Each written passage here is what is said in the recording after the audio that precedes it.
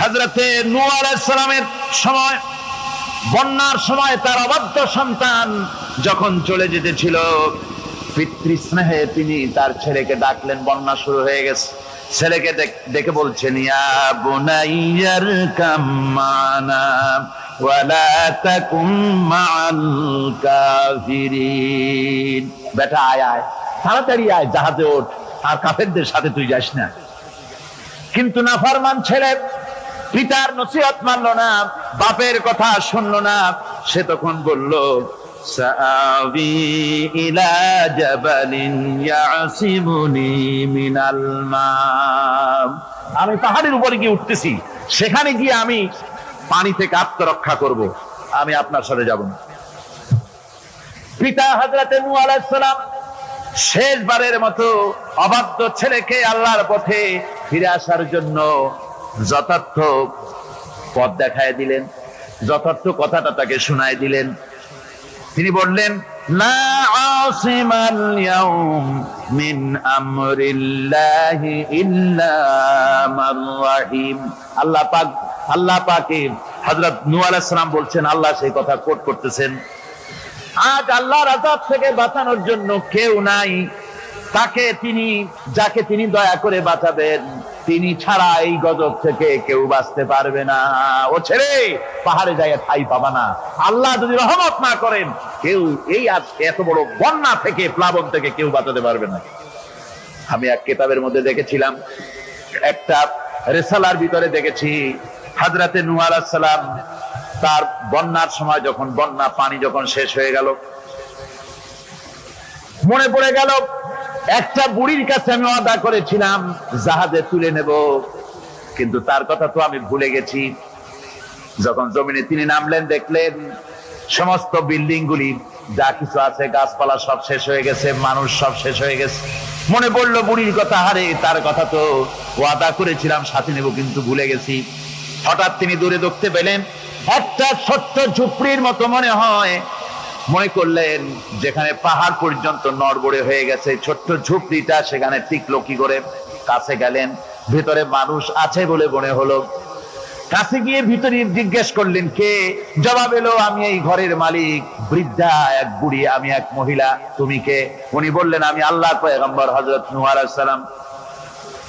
বুড়ি বলছেন, ওগো আল্লাহর পয়গম্বর, আমার মনে হয় আমি ঠিকই বুঝতে পেরেছি, পয়গম্বরেরা কখনো মিথ্যা ওয়াদা করেন না। আমার মনে হয় আপনি আমাকে খবর দিতে এসেছেন বন্যা কবে হবে। হযরতে নূহ আলাইহিস সালাম সিজদায় পড়ে আল্লাহু আকবার বলে সিজদায় পড়ে কাঁদতে লাগলেন আর বললেন, রব্বুল আলামিন, সুদীর্ঘ 40 দিনের এই বিরাট প্লাবনে দুনিয়ার সব শেষ হয়ে গেল, প্রাণী জগৎ শেষ হয়ে গেছে, এর ভিতরে বুড়ি কেমনে বেঁচে রইল? তোমার কুদরত বোঝা বড় দুঃসাধ্য। আল্লাহ রাব্বুল আলামিন ডেকে বলেন, হুরে, যখন বিপদ এসেছিল, মুসিবত এসেছিল, তুমি তোমার উম্মতকে ভুলে গেছো। আমি রহমানুর রহিম, আমি আমার বান্দীকে ভুলে যেতে পারি নাই। আমার বন্ধুগণ, আল্লাহ রাব্বুল আলামিন বলছেন, হযরতে নূহ আলাইহিস সালাম বলছেন যে আল্লাহ ছাড়া কেউ বাঁচাইতে পারবে না।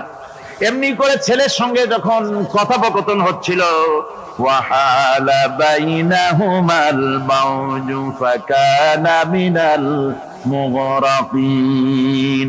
উভয়ের মধ্যে যখন কথাবার্তা হচ্ছিল, তখন বিরাট এক ঢেউ এসে কেনানকে কোথায় হারিয়ে দিল, শেষ হয়ে গেল। কেনান যখন পানির ভিতরে ডুবে গেল, হযরতে নূহ আলাইহিস সালাম ব্যাকুল হয়ে গেলেন, নিজের সন্তান পানির মধ্যে ডুবতেছে, বাপের মনে কেমনে সহ্য হয়? পিতৃস্নেহে উদ্বেল হয়ে পড়েছেন তিনি তখন বললেন, ওয়ানাদা নূহুর রাব্বাহু ফাকালা ইন্না ইবনি মিন আহলি। নূহ আলাইহিস সালাম চিৎকার মেরে বললেন, আয় আমার রব, আমার পুত্র, সে আমার আহাল, আমার পরিবারভুক্ত। পুত্রের মুক্তির জন্য নূহ আলাইহিস সালামের প্রার্থনা করা আদৌ বেঠিক ছিল না। সন্তানের জন্য স্নেহের দিক থেকে তা সঠিক হলেও আল্লাহর যে নিয়ম নীতি, তা ছিল সেই নিয়মের সম্পূর্ণ পরিপন্থী। আল্লাহ রাব্বুল আলামিন সাথে সাথে জবাব দিয়া দিলেন, ইয়া নূহ ইন্নাহু লাইসা মিন আহলিক ইন্নাহু আমালুন গায়রু সালিহ। আল্লাহ রাব্বুল আলামিন বললেন, ও নূহ, এই ছেলে তোমার ঘরের তোমার আহাল নয়, সে তোমার পরিবারভুক্ত নয়। হযরত নূহ আলাইহিস সালাম আল্লাহর এই কথা শুনে ভয়তে কেঁপে উঠলেন। নূহ আলাইহিস সালাম বললেন, আয় আল্লাহ, আমি সেই সব প্রার্থনা থেকে তোমার কাছে পানা চাই যে প্রার্থনা সম্পর্কে, যে জিনিস সম্পর্কে আমার নিজের কোনো ইলম নাই। আমি যা করে ফেলেছি, যা বলে ফেলেছি, ইল্লা তাগফিরলি ওয়া তারহামনি আকুম মিনাল খাসিরিন। আয় আল্লাহ, যা আমি করে ফেলেছি, বলে ফেলেছি, তুমি যদি আমাকে মাফ না করে দাও, তুমি যদি আমাকে ক্ষমা না করে দাও, আমার প্রতি যদি রহম না করে, তাহলে আমি ক্ষতিগ্রস্ত হয়ে যাব। আমার ভাইরা, এই জন্য ইসলামে রক্তের সম্পর্ক গৌণ, আর আদর্শের প্রশ্ন হচ্ছে মুখ্য। আদর্শ সবচেয়ে বড়।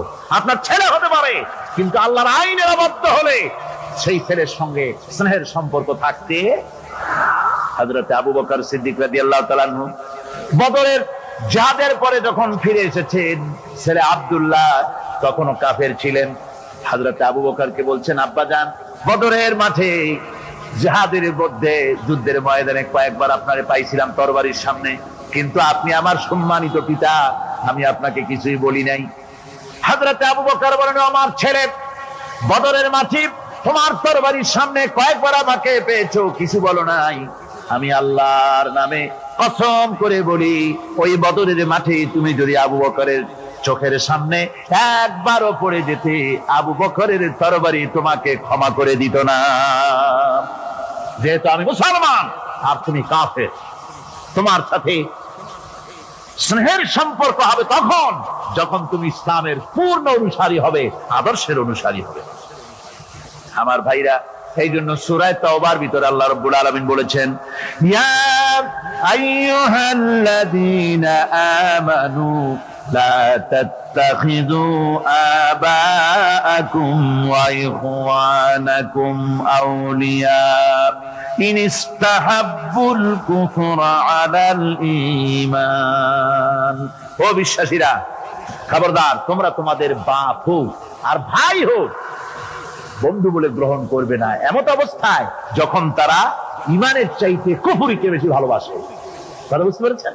আল্লাহ নিষেধ করছেন, খবরদার, এদেরকে বন্ধু বলে গ্রহণ করো না, বাপ হোক আর ভাই হোক। ঈমানের চাইতে কুফরিকে যদি ভালোবাসে, ইসলামের চাইতে সমাজতন্ত্রকে বেশি ভালোবাসে, ইসলামের চাইতে জাতীয়তাবাদকে বেশি ভালোবাসে, ইসলামের চাইতে ধর্মনিরপেক্ষতাবাদকে বেশি ভালোবাসে, ইসলামের তুলনায় মানুষের তৈরি করা মতবাদকে ভালোবাসে, যদি তোমার বাপ হয়, যদি তোমার ছেলেও হয়, যদি ভাইও হয়, খবরদার বন্ধু বলে গ্রহণ করো না। যদি তা করো, ওয়ামান ইয়াতাওয়াল্লাহুম মিনকুম ফাউলাইকা হুমুজ জালিমুন। যদি তা করো তাহলে তোমরা এভাবে এদেরকে যদি বন্ধু বলে গ্রহণ করো, তাহলে তোমরা জালিম হবে, জালিমের অন্তর্ভুক্ত হয়ে যাবে। এখন আসল বন্ধুকে, আসল বন্ধু কারে বানাবো সে কথা কার কাছ থেকে জানবো? আল্লাহর কাছ থেকে। কার কাছ থেকে? আল্লাহ রাব্বুল আলামিন বলেন, শোনো আসল বন্ধুকে, আল্লাহু ওয়ালিয়্যুল্লাযীনা আমানু ইউখরিজুহুম মিনাজ-যুলুমাতি ইলান-নূর। আল্লাহ হচ্ছেন মুমিনদের বন্ধু। আল্লাহ মুমিনদের কি? আল্লাহই হচ্ছেন মুমিনদের বন্ধু।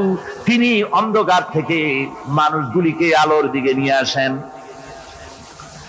আমার ভাইয়েরা, প্রকৃতপক্ষে মানব জাতির বন্ধুর পরিচয় আল্লাহ পাক এভাবে দিয়ে দিচ্ছেন, ইন্নামা ওয়ালিয়্যুকুমুল্লাহু ওয়া রাসূলুহু ওয়াল্লাযীনা আমানু আল্লাযীনা ইউকিমুনাস সালাতা ওয়া ইউতুনাজ যাকাতা ওয়া হুম রাকিউন।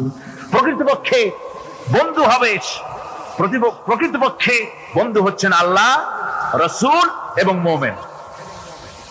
আল্লাহ বলেন, আল্লাহ, রাসূল আর মুমিন, এরাই হবে বন্ধু। আর মুমিন আবার কে? মুমিনের পরিচয় আল্লাহ দিচ্ছেন। মুমিনের পরিচয় দাবি করার বিষয় না, মুমিনের পরিচয় হচ্ছে এভাবে, আল্লাযীনা ইউকিমুনাস সালাতা ওয়া ইউতুনাজ যাকাত। মুমিন হচ্ছে সেই যে নামাজকে প্রতিষ্ঠা করে আর যাকাতকে আদায় করে, আর তারা রুকুকারীও, এরাই হচ্ছে মুমিন। সুতরাং এই মুমিনদের সঙ্গে বন্ধুত্ব স্থাপন করো, মুমিন ছাড়া আর কারোর সাথে বন্ধুত্ব স্থাপন করো না।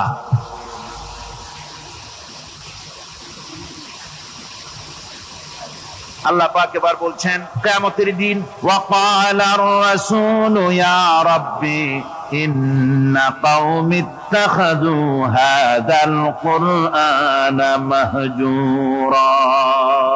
কিয়ামতের দিন আল্লাহর হাবিব তিনি মামলা দায়ের করবেন।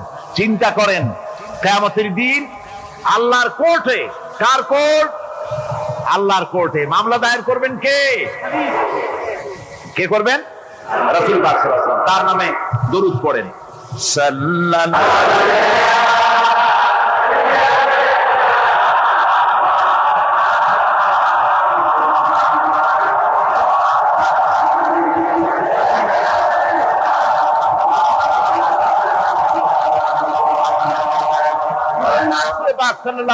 আল্লাহর দরবারে নালিশ পেশ করবেন। আমি তাড়াতাড়ি করে শেষ করছি, দাঁড়াবেন না, বন্ধ করে দেব। দাঁড়ালে কিন্তু আমার মুড অফ হয়ে যায়, আপনারা জানেন। আপনারা মেহেরবানি করে, আমি রাত অনেক হয়েছে বুঝতে পারছি, খুব তাড়াতাড়ি করে শেষ করে দিচ্ছি। রুকুটা শেষ হতে বোধহয় আর 2-3টা কি 4টা আয়াত বাকি আছে মাত্র। ধৈর্য ধরতে পারবেন না? আল্লাহ পাক বলেন কিয়ামতের দিন রাসূল নালিশ দায়ের করবেন, মামলা দায়ের করবেন আল্লাহর দরবারে। বলবেন, আয় আল্লাহ, আমার জাতি, আমার কওম এই কোরআনকে উপহাসের বস্তু বানায় নিয়েছিল। وَكَذَلِكَ جَعَلْنَا لِكُلِّ نَبِيٍّ عَدُوًّا مِنَ الْمُجْرِمِينَ وَكَفَى بِرَبِّكَ هَادِيًا وَنَصِيرًا। আর এইভাবে করে আমি প্রত্যেক নবীদের জন্য দুষ্কৃতকারীদেরকে দুশমন বানিয়ে দিয়েছি। ওয়াকাফা বিরাব্বিকা হাদিয়া ওয়া নাসীরা। আর সত্য পথ প্রদর্শনের জন্য আর সাহায্য করার জন্য আমি আল্লাহ আপনার জন্য যথেষ্ট। কোরআন, এই জাতি কোরআনকে উপহাসের বস্তু বানিয়েছে। তার মানে কি? তার মানে হচ্ছে কোরআনের তেলাওয়াতকে তারা বন্ধ করেছে। কোরআনের প্রতি, কোরআন থেকে তারা দূরে সরে গিয়েছে। তারা কোরআনে কারীমকে, কোরআনের পরিবর্তে তাদের গানের আসর তাদের কাছে মজা লাগে। কবিতা পাঠের আসর, গানের আসর, পুঁথি পাঠের আসর, নাচ, নাটক, গল্প ইত্যাদি তাদের কাছে মজা লেগেছে। আমার কোরআনকে তারা ছেড়ে আপনার কোরআনকে তারা উপহাস করেছে। এই উপহাস করার কারণেই মুসলমানদের এই চরম অবনতি। আল্লামা ইকবাল বলেছেন, वो जमाना में मुअज़्ज़ज़ थे मुसलमान होकर और तुम मुखार बने हो तारिके कुरआन होकर। সে যুগের মানুষেরা কোরআনকে সম্মান করে দুনিয়ার বুকে মর্যাদা তারা পেয়েছিলেন। আর আজকে কোরআনকে না মেনে কোরআন থেকে দূরে সরে গিয়ে মানুষেরা আজ চরম ভাবে জিল্লতির মধ্যে পড়ে গিয়েছে। কাজী আল্লাহ রাব্বুল আলামিনের নবী কিয়ামতের দিন মামলা দায়ের করবেন, বড় মুশকিল হয়ে যাবে মুসলমানদের জন্য, বিপদে পড়ে যেতে হবে। সেজন্য রসুল যে মামলা দায়ের করবেন, ওই মামলায় যেন আমরা আসামি না হয়ে যাই, তার জন্য আমাদের দায়িত্ব হলো কোরআন পড়তে হবে, কোরআন বুঝতে হবে, আর কোরআন অনুযায়ী নিজেদের জীবনকে পরিচালিত করতে হবে। যারা এই কোরআনকে মানবে না, কোরআনের ফয়সালা অনুযায়ী জীবনের ফয়সালা করবে না, তাদের সম্পর্কে আল্লাহ পাক বলেছেন, ওয়ামান লাম ইয়াহকুম বিমা আনজালাল্লাহু ফাউলাইকা হুমুল যালিমুন। যারা এই কোরআন দিয়ে, এই বিধান দিয়ে বিচার ফয়সালা করে না, তারা জালিম, তারা কাফের, তারা ফাসিক, যারা নাকি কোরআন দিয়ে বিচার ফয়সালা করে না। সুতরাং কোরআনের ইখতিলাস কায়েম করার জন্য চেষ্টা করতে হবে। সম্মিলিতভাবে চেষ্টা করতে হবে যাতে করে সমাজে কোরআনের রাজ কায়েম হয়ে যায়। শুধু তেলাওয়াতের মাধ্যমে নয়, বরং বাস্তবে কোরআনকে জমিনে প্রতিষ্ঠার জন্য সর্বাত্মক প্রচেষ্টা চালাতে হবে মুসলমানদেরকে। আমরা কি সেই প্রচেষ্টা চালাতে রাজি আছি? জোরে বলেন, রাজি আছি? আল্লাহ রাব্বুল আলামিন বলেন, আমি প্রত্যেক নবীর জন্য দুষ্কৃতকারীদেরকে দুশমন বানায় দিয়েছি, অর্থাৎ এই দুশমনী চলতে থাকবে। হঠাৎ করে ফেরেশতারা এসে জমিনে দিন কায়েম করে দিয়ে যাবেন, এজন্য সংগ্রাম করতে হবে, এজন্য কষ্ট করতে হবে। আর আল্লাহ পাক বলেন, নবীকে বলছেন, আপনাকে সাহায্য করার জন্য, সত্য পথ দেখাবার জন্য আর সাহায্য করার জন্য আমি আল্লাহ আপনার জন্য যথেষ্ট। যখন দিন কায়েমের জন্য সংগ্রামে মানুষ লিপ্ত হয়ে যাবে, আল্লাহ পাক বলেন, শত্রুদের হাতে অসহায় করে আমি তোমাদের ছেড়ে দেব না। ওয়া কানা হাক্কান আলাইনা নাসরুল মুমিনিন। মুমিনদের সাহায্য করা আমি আল্লাহর জন্য ওয়াজিব। মুমিনদের জন্য সাহায্য করা আল্লাহর কি হক। আল্লাহ বলেন, আমি মুমিনদেরকে সাহায্য করব, ভয় পাইও না। ওয়ালা তাহিনু ওয়ালা তাহজানু ওয়া আনতুমুল আলাউনা ইন কুনতুম মুমিনিন। কোনো ভয় নাই, কোনো চিন্তা নাই। যদি মুমিন হও, আমি আল্লাহ তোমাদেরকে বিজয়ী করব। মুমিন হওয়া লাগবে। আর যদি মুমিন না হও, তাহলে বারবার মতো কাফেরের দেশ ভয় দেখাবে, ভয়ের চোটে চিত হয়ে পড়বা। বুঝলেন? ঈমান যদি থাকে, ঈমানের মজবুতি যদি থাকে, তাহলে মুসলমান লড়াই করে এসেছে, ইতিহাস দেখিয়ে এসেছে। সামান্য কয়েকজন মুসলমান, আল্লাহ বলেছেন 10 জন যদি হও, 100-র উপরে আমি তোমাদেরকে জয়যুক্ত করব। সুবহানাল্লাহ। মুত্তাকি হতে হবে, সাবের হতে হবে। মুসলমান হলে তার তো ভয়ের কিছু নাই। সে লড়াই করে অস্ত্রের জোরে নয়, জনবলে সৈন্যদের শক্তির জোরে নয়, সে লড়াই করে আল্লাহ রহমতের উপরে ভরসা করে, ইমানের জোরে। কিসের জোরে? ইমানের জোরে। এই জন্য মুসলমানদের সাথে যারাই লড়াই করতে এসছে, মায়ের খাইয়া পলাইয়া কুল পায় নাই, মহাবীর দুর্বল সিংহের মতো পলাইছে। তাদের তার কারণ কি? যে ওদের চিন্তা হলো যে যদি মরি তো জাহান্নাম ছাড়া পথ নাই। আর মুসলমান সে মনে করছে যদি বাঁচি তো গাছি, আর যদি মরি শহীদ হয়ে যাবো, জান্নাতে চলে যাবো। কোথায় চলে যাবো? জান্নাতে চলে যাবো।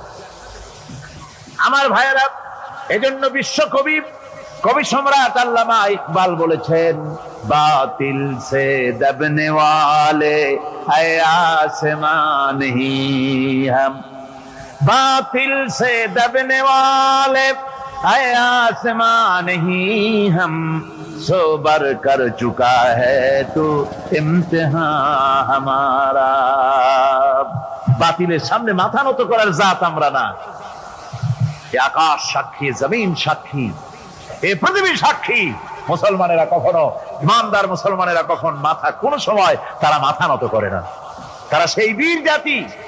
দস্ত দস্ত है दरिया भी न छोड़े हमने, दस्त दस्त है दरिया भी न छोड़े हमने, बहरे जुल्मत में दौड़ा दिए घोड़े हमने। আমরা সেই জাতি, প্রান্তর তো প্রান্তর। শ্রাবণের খরস্রোতা উত্তাল তরঙ্গমালা নদীর উপর থেকে ঘোড়া দাবড়িয়ে আমি নদীর অপর পারে ইসলামের পতাকা উড্ডীন করেছি, আমি সেই মুসলমান। সুতরাং আল্লাহ রাব্বুল আলামিন বলেন, ইয়া আইয়ুহাল্লাযীনা আমানু ইন তানসুরুল্লাহা ইয়ানসুরকুম। ও বিশ্বাসীরা, তোমরা যদি আল্লাহর মদদ করো, আল্লাহ তোমাদের মদদ করবেন। তোমরা আল্লাহর সাহায্য করো, আল্লাহ তোমাদের সাহায্য করবে। আল্লাহর কি সাহায্য করবেন আপনারা? আল্লাহর দান কম হয়েছে না চাউল কম হয়েছে? কি সাহায্য করবেন? আল্লাহর সাহায্য মানে ইসলামের সাহায্য। আপনি যদি ইসলামের সাহায্য করেন, আল্লাহ রাব্বুল আলামিন আপনাকে সাহায্য করবেন। আর সাহায্য এমন ভাবে করবেন, ইতিহাসে বহু কথা আছে, আমি সংক্ষেপ করে দিচ্ছি। বদরের প্রান্তরে মাত্র কয়েকজন মুসলমান, আল্লাহ পাক তাদেরকে কিভাবে জিতালেন। আল্লাহ পাকের ওই কবি বলতেছেন, ফেজায়ে বদরে পয়দা কুন ফেরেশতে তেরি নুসরত কো उतार सकते गर्दों से कतर अंदर कतर अभी। বদরের প্রান্তরে মুসলমানদের যে ঈমান ছিল, ওই ঈমান যদি তোমরা আনতে পারো, তাহলে আমি আল্লাহ রাব্বুল আলামিন কাতারে কাতারে ফেরেশতা তোমাদের জন্য অবতীর্ণ করে দিতে পারি। জোরে কোন সুবহানাল্লাহ। وقال الذين كفروا لولا نزل عليه القرآن جملة واحدة كذلك لنثبت به فؤادك ورتلناه ترتيلا। শেষ হয়ে আসছে। আল্লাহ পাক বলছেন যে কাফেরেরা তারা বলে যে এই ব্যক্তির উপরে কোরআন 100টা সবটা নাজিল হইল না কেন, সবগুলি কোরআন একসাথে নাজিল হইল না কেন, 30 পারা পুরোটা এই যে একটু একটু করে নাজিল হয়, এইটা কি? তাদের ধারণা যে এটা মুহাম্মদ সাল্লাল্লাহু আলাইহি ওয়াসাল্লামের বানানো, ওই টুকটাক করে রাতের বেলায় শিখাই ঠিকাই দেয়। ওই যে প্রথম রুকুতে আমি বলেছি আল্লাহ পাকের কথা থেকে, ওইরকম কেউ শিখায় দেয় সেইভাবে। আর আল্লাহর জ্ঞানে যদি আল্লাহরই হবে তাহলে তিনি তো সবটাই দিতে পারতেন, একটু একটু করে দিচ্ছেন কেন? আল্লাহ পাক জবাবে বলেন কাযালিক, এরূপ ভাবে এরকম করা হচ্ছে এই জন্যে লিনুসাব্বিতা বিহি ফুআদাকা, যাতে করে আমি আপনার মন মগজের ভিতরে এটাকে ধীরে ধীরে ভালোভাবে হৃদয়ঙ্গম করায় দিতে পারি। ওয়ারাত্তালনাহু তারতিলা, আর এইভাবে আলাদা আলাদা করে সুন্দর করে বিভিন্ন অংশে এটাকে আমি সজ্জিত করে দিয়েছি। অর্থাৎ সমস্ত শরীয়তটা, কোরআনটা একসাথে যদি নাযিল হয়ে যেত, সমস্ত হুকুম আহকামগুলি দিশাহারা হয়ে যেত, মানুষ এটা পালন করা সম্ভব করছিল না। এর ব্যাখ্যা আছে, সে ব্যাখ্যা আমি দিতে পারলাম না সময়ের অভাবে। ওয়ালা ইয়াতুনাকা বিমাসালিন ইল্লা জিনাকা বিল হক ওয়া আহসানা তাফসীরা। আর এর ভিতরে একটা কল্যাণময়তাও আছে। তাহলে যেই লোকগুলি আপনার কাছে আসে আর নানান কথাবার্তা বলে, নতুন নতুন কথা বলে, আশ্চর্যজনক প্রশ্ন তোলে, সুতরাং একসাথে নাযিল করে দিবি, তা কি করে হতো? ওরা যখন প্রশ্ন তোলে আর বিভিন্ন কথা নিয়ে আসে, আমি সঙ্গে সঙ্গে তার জবাব দেই এবং সঠিকভাবে আমি আপনার সামনে সেই কথাগুলি, বক্তব্যকে স্পষ্ট করে তাদের সামনে আমি তুলে ধরি। الذين يحشرون على وجوههم إلى جهنم أولئك شر مكانا وأضل سبيلا। আর কিয়ামতের দিন যাদেরকে উল্টো করে জাহান্নামে ফেলানো হবে, ঠ্যাং উপরের দিকে দিয়া আর মাথা নিচের দিকে দিয়া উল্টো করিয়া জাহান্নামে ফেলানো হবে, আর এটা হবে তাদের জন্য অত্যন্ত নিকৃষ্ট জায়গা। ওয়াদাল্লু সাবিলা, তাদের পথ ছিল চূড়ান্তভাবে ভ্রান্ত। এই উল্টা করে ভালাবে কাদেরকে? যারা নাকি কোরআনের আয়াতগুলিকে উল্টা উল্টা অর্থ করেছে। কথা বুঝতে পেরেছে? কোরআন শরীফকে বিকৃত করেছে, মানুষকে বিভ্রান্ত করেছে, কোরআনের আয়াতগুলি নিয়ে উল্টা উল্টা অর্থ করেছে। কিয়ামতের দিন এদেরকে উল্টা করিয়া জাহান্নামের মধ্যে নিক্ষেপ করা হবে। দেখেন না, আজকে উল্টা অর্থ করা হচ্ছে ধর্ম নিরপেক্ষতার সপক্ষে। কয় যে কোরআন শরীফে আছে ধর্ম নিরপেক্ষতা করতে হবে, বলে কোথায় আছে? কয় লাকুম দীনুকুম ওয়ালিয়া দীন। এখন স্লোগান দেওয়ার সময় নাই তো। এখন বিষয়টা হচ্ছে এই উল্টা কথা তারা বলতো বলতো যে লাকুম দীনুকুম ওয়ালিয়া দীন। এখন আপনারা বলেন লাকুম দীনুকুম ওয়ালিয়া দীন, এটা কোন সূরা? সূরা কাফিরুন। এখানে কি? এখানে বিষয়টা হচ্ছে কাফেরেরা বলছিল যে হে মুহাম্মদ সাল্লাল্লাহু আলাইহি ওয়াসাল্লাম, আসো ধর্মের ব্যাপারে আমরা কিছুদিন তুমি আমাদের এই মূর্তিগুলো পূজা করো, আর আমরা কিছুদিন তোমার হারাম শরীফের মধ্যে যাইয়া মসজিদে হারামে গিয়ে কিছু সময় তোমাদের নামাজ পড়ে দিয়ে আসবো না। অর্থাৎ ধর্মটা আমরা 50-50 ভাগাভাগি করে নেই। আল্লাহ রাব্বুল আলামিন তার জবাবে বললেন, নবী ওদের শোনায় দেন, লাকুম দীনুকুম ওয়ালিয়া দীন। পড়েন সবাই, লাকুম দীনুকুম ওয়ালিয়া দীন। তোমাদের ধর্ম তোমাদের জন্য, আমাদের ধর্ম আমাদের জন্য। এটা তো পক্ষের কথা। এখানে নিরপেক্ষ আছে নাকি কোথাও? নিরপেক্ষ আছে? এখানে নিরপেক্ষর কথা নাই। আমার ভাইরা, ধর্ম নিরপেক্ষ মতবাদ কোন মানুষের মতবাদ নয়। মুসলমান তো দূরের কথা, কোন মানুষের মতবাদ এটা নয়। মানুষ একমাত্র নাস্তিক ধর্ম নিরপেক্ষ হতে পারে। মানুষ কেমনে ধর্ম নিরপেক্ষ হবে? যারা হিন্দু তাকে ধর্মের পক্ষেই থাকতে হবে নাকি? হিন্দু যে সেই ধর্মের কোন দিকে থাকবে? পক্ষে। মুসলমান ধর্মের কোন দিকে? খ্রিস্টান ধর্মের কোন দিকে? ধর্মের ব্যাপারে নিরপেক্ষতার মানে কি? নিরপেক্ষ হলো মাঝখানের পথ। আপনি রাস্তা দিয়ে যান, Chittagong to Dhaka highway, motorway, এই মোটর দিয়ে যাওয়ার সময় হয় লেফটিস্ট হন, না হয় রাইটিস্ট হন, হয় ডান দিক দিয়ে যান, না হয় বাম দিক দিয়ে যান। আপনি যদি কোন যে আমি বামপন্থীও না, আমি ডানপন্থীও না, আমি নিরপেক্ষ মাঝখানে দাঁড়ায় থাকবো, ঢাকা চট্টগ্রামের রাস্তার মাঝখানে যদি দাঁড়ায় থাকেন, তাহলে আপনার এই নিরপেক্ষতার স্বাদ মিটাই দেবে ট্রাক বাবাজি। এক ধাক্কা মারিয়া রাস্তার সাথে জনমের মতো ধর্ম নিরপেক্ষতার স্বাদ মিটাই দেবে। অনুরূপ ভাবে ইসলাম ভালো লাগে ইসলামের পক্ষে আসেন, ইসলাম ভালো না লাগে বাড়েই যান। হিন্দু ধর্ম ভালো লাগে থাকেন হিন্দু ধর্মে, পছন্দ না হয় চলে যান। ধর্মের হয় পক্ষে আসেন, না হয় বিপক্ষে চলে যান। ধর্মের ব্যাপারে নিরপেক্ষ হয়ে দাঁড়ায় থাকবেন রাস্তার মাঝখানের মতো, শয়তানে 1 লাথি মেরে জাহান্নামে ফেলে দেবে। সুতরাং ধর্ম নিরপেক্ষ মতবাদ কোন মানুষের মতবাদ নয়, এর দ্বারা মানুষের ধর্মের নিরাপত্তা দেওয়া যায় না। যায়? যদি তা যেত তাহলে ভারতে দিতে পারতো না। বাংলাদেশের ধর্ম নিরপেক্ষতাবাদের ওস্তাদ কারা? ভারত। ওই ভারতের থেকেই এখানে আমদানি হয়েছে তাদের মহব্বতের লোকেদের মাধ্যমে, ঠিক কিনা? সুতরাং ধর্ম নিরপেক্ষ মতবাদ যে দেশ থেকে আসছে, সে দেশে কি ধর্ম নিরপেক্ষতাবাদ দিয়ে সে দেশের জনগণ বিভিন্ন ধর্মের লোকেরা শান্তিতে আছে? জোরে বলেন আছে? নাই। হরিজনেরা নানান নির্যাতনের মধ্যে আছে, মুসলমান সংখ্যালঘুরা চরম নির্যাতনে আছে, ঠিক কিনা কর? চরম নির্যাতনে মুসলমানদেরকে হত্যা করা হচ্ছে, মুসলমান মারা হচ্ছে, মুসলমানদের মসজিদকে ধ্বংস করা হচ্ছে।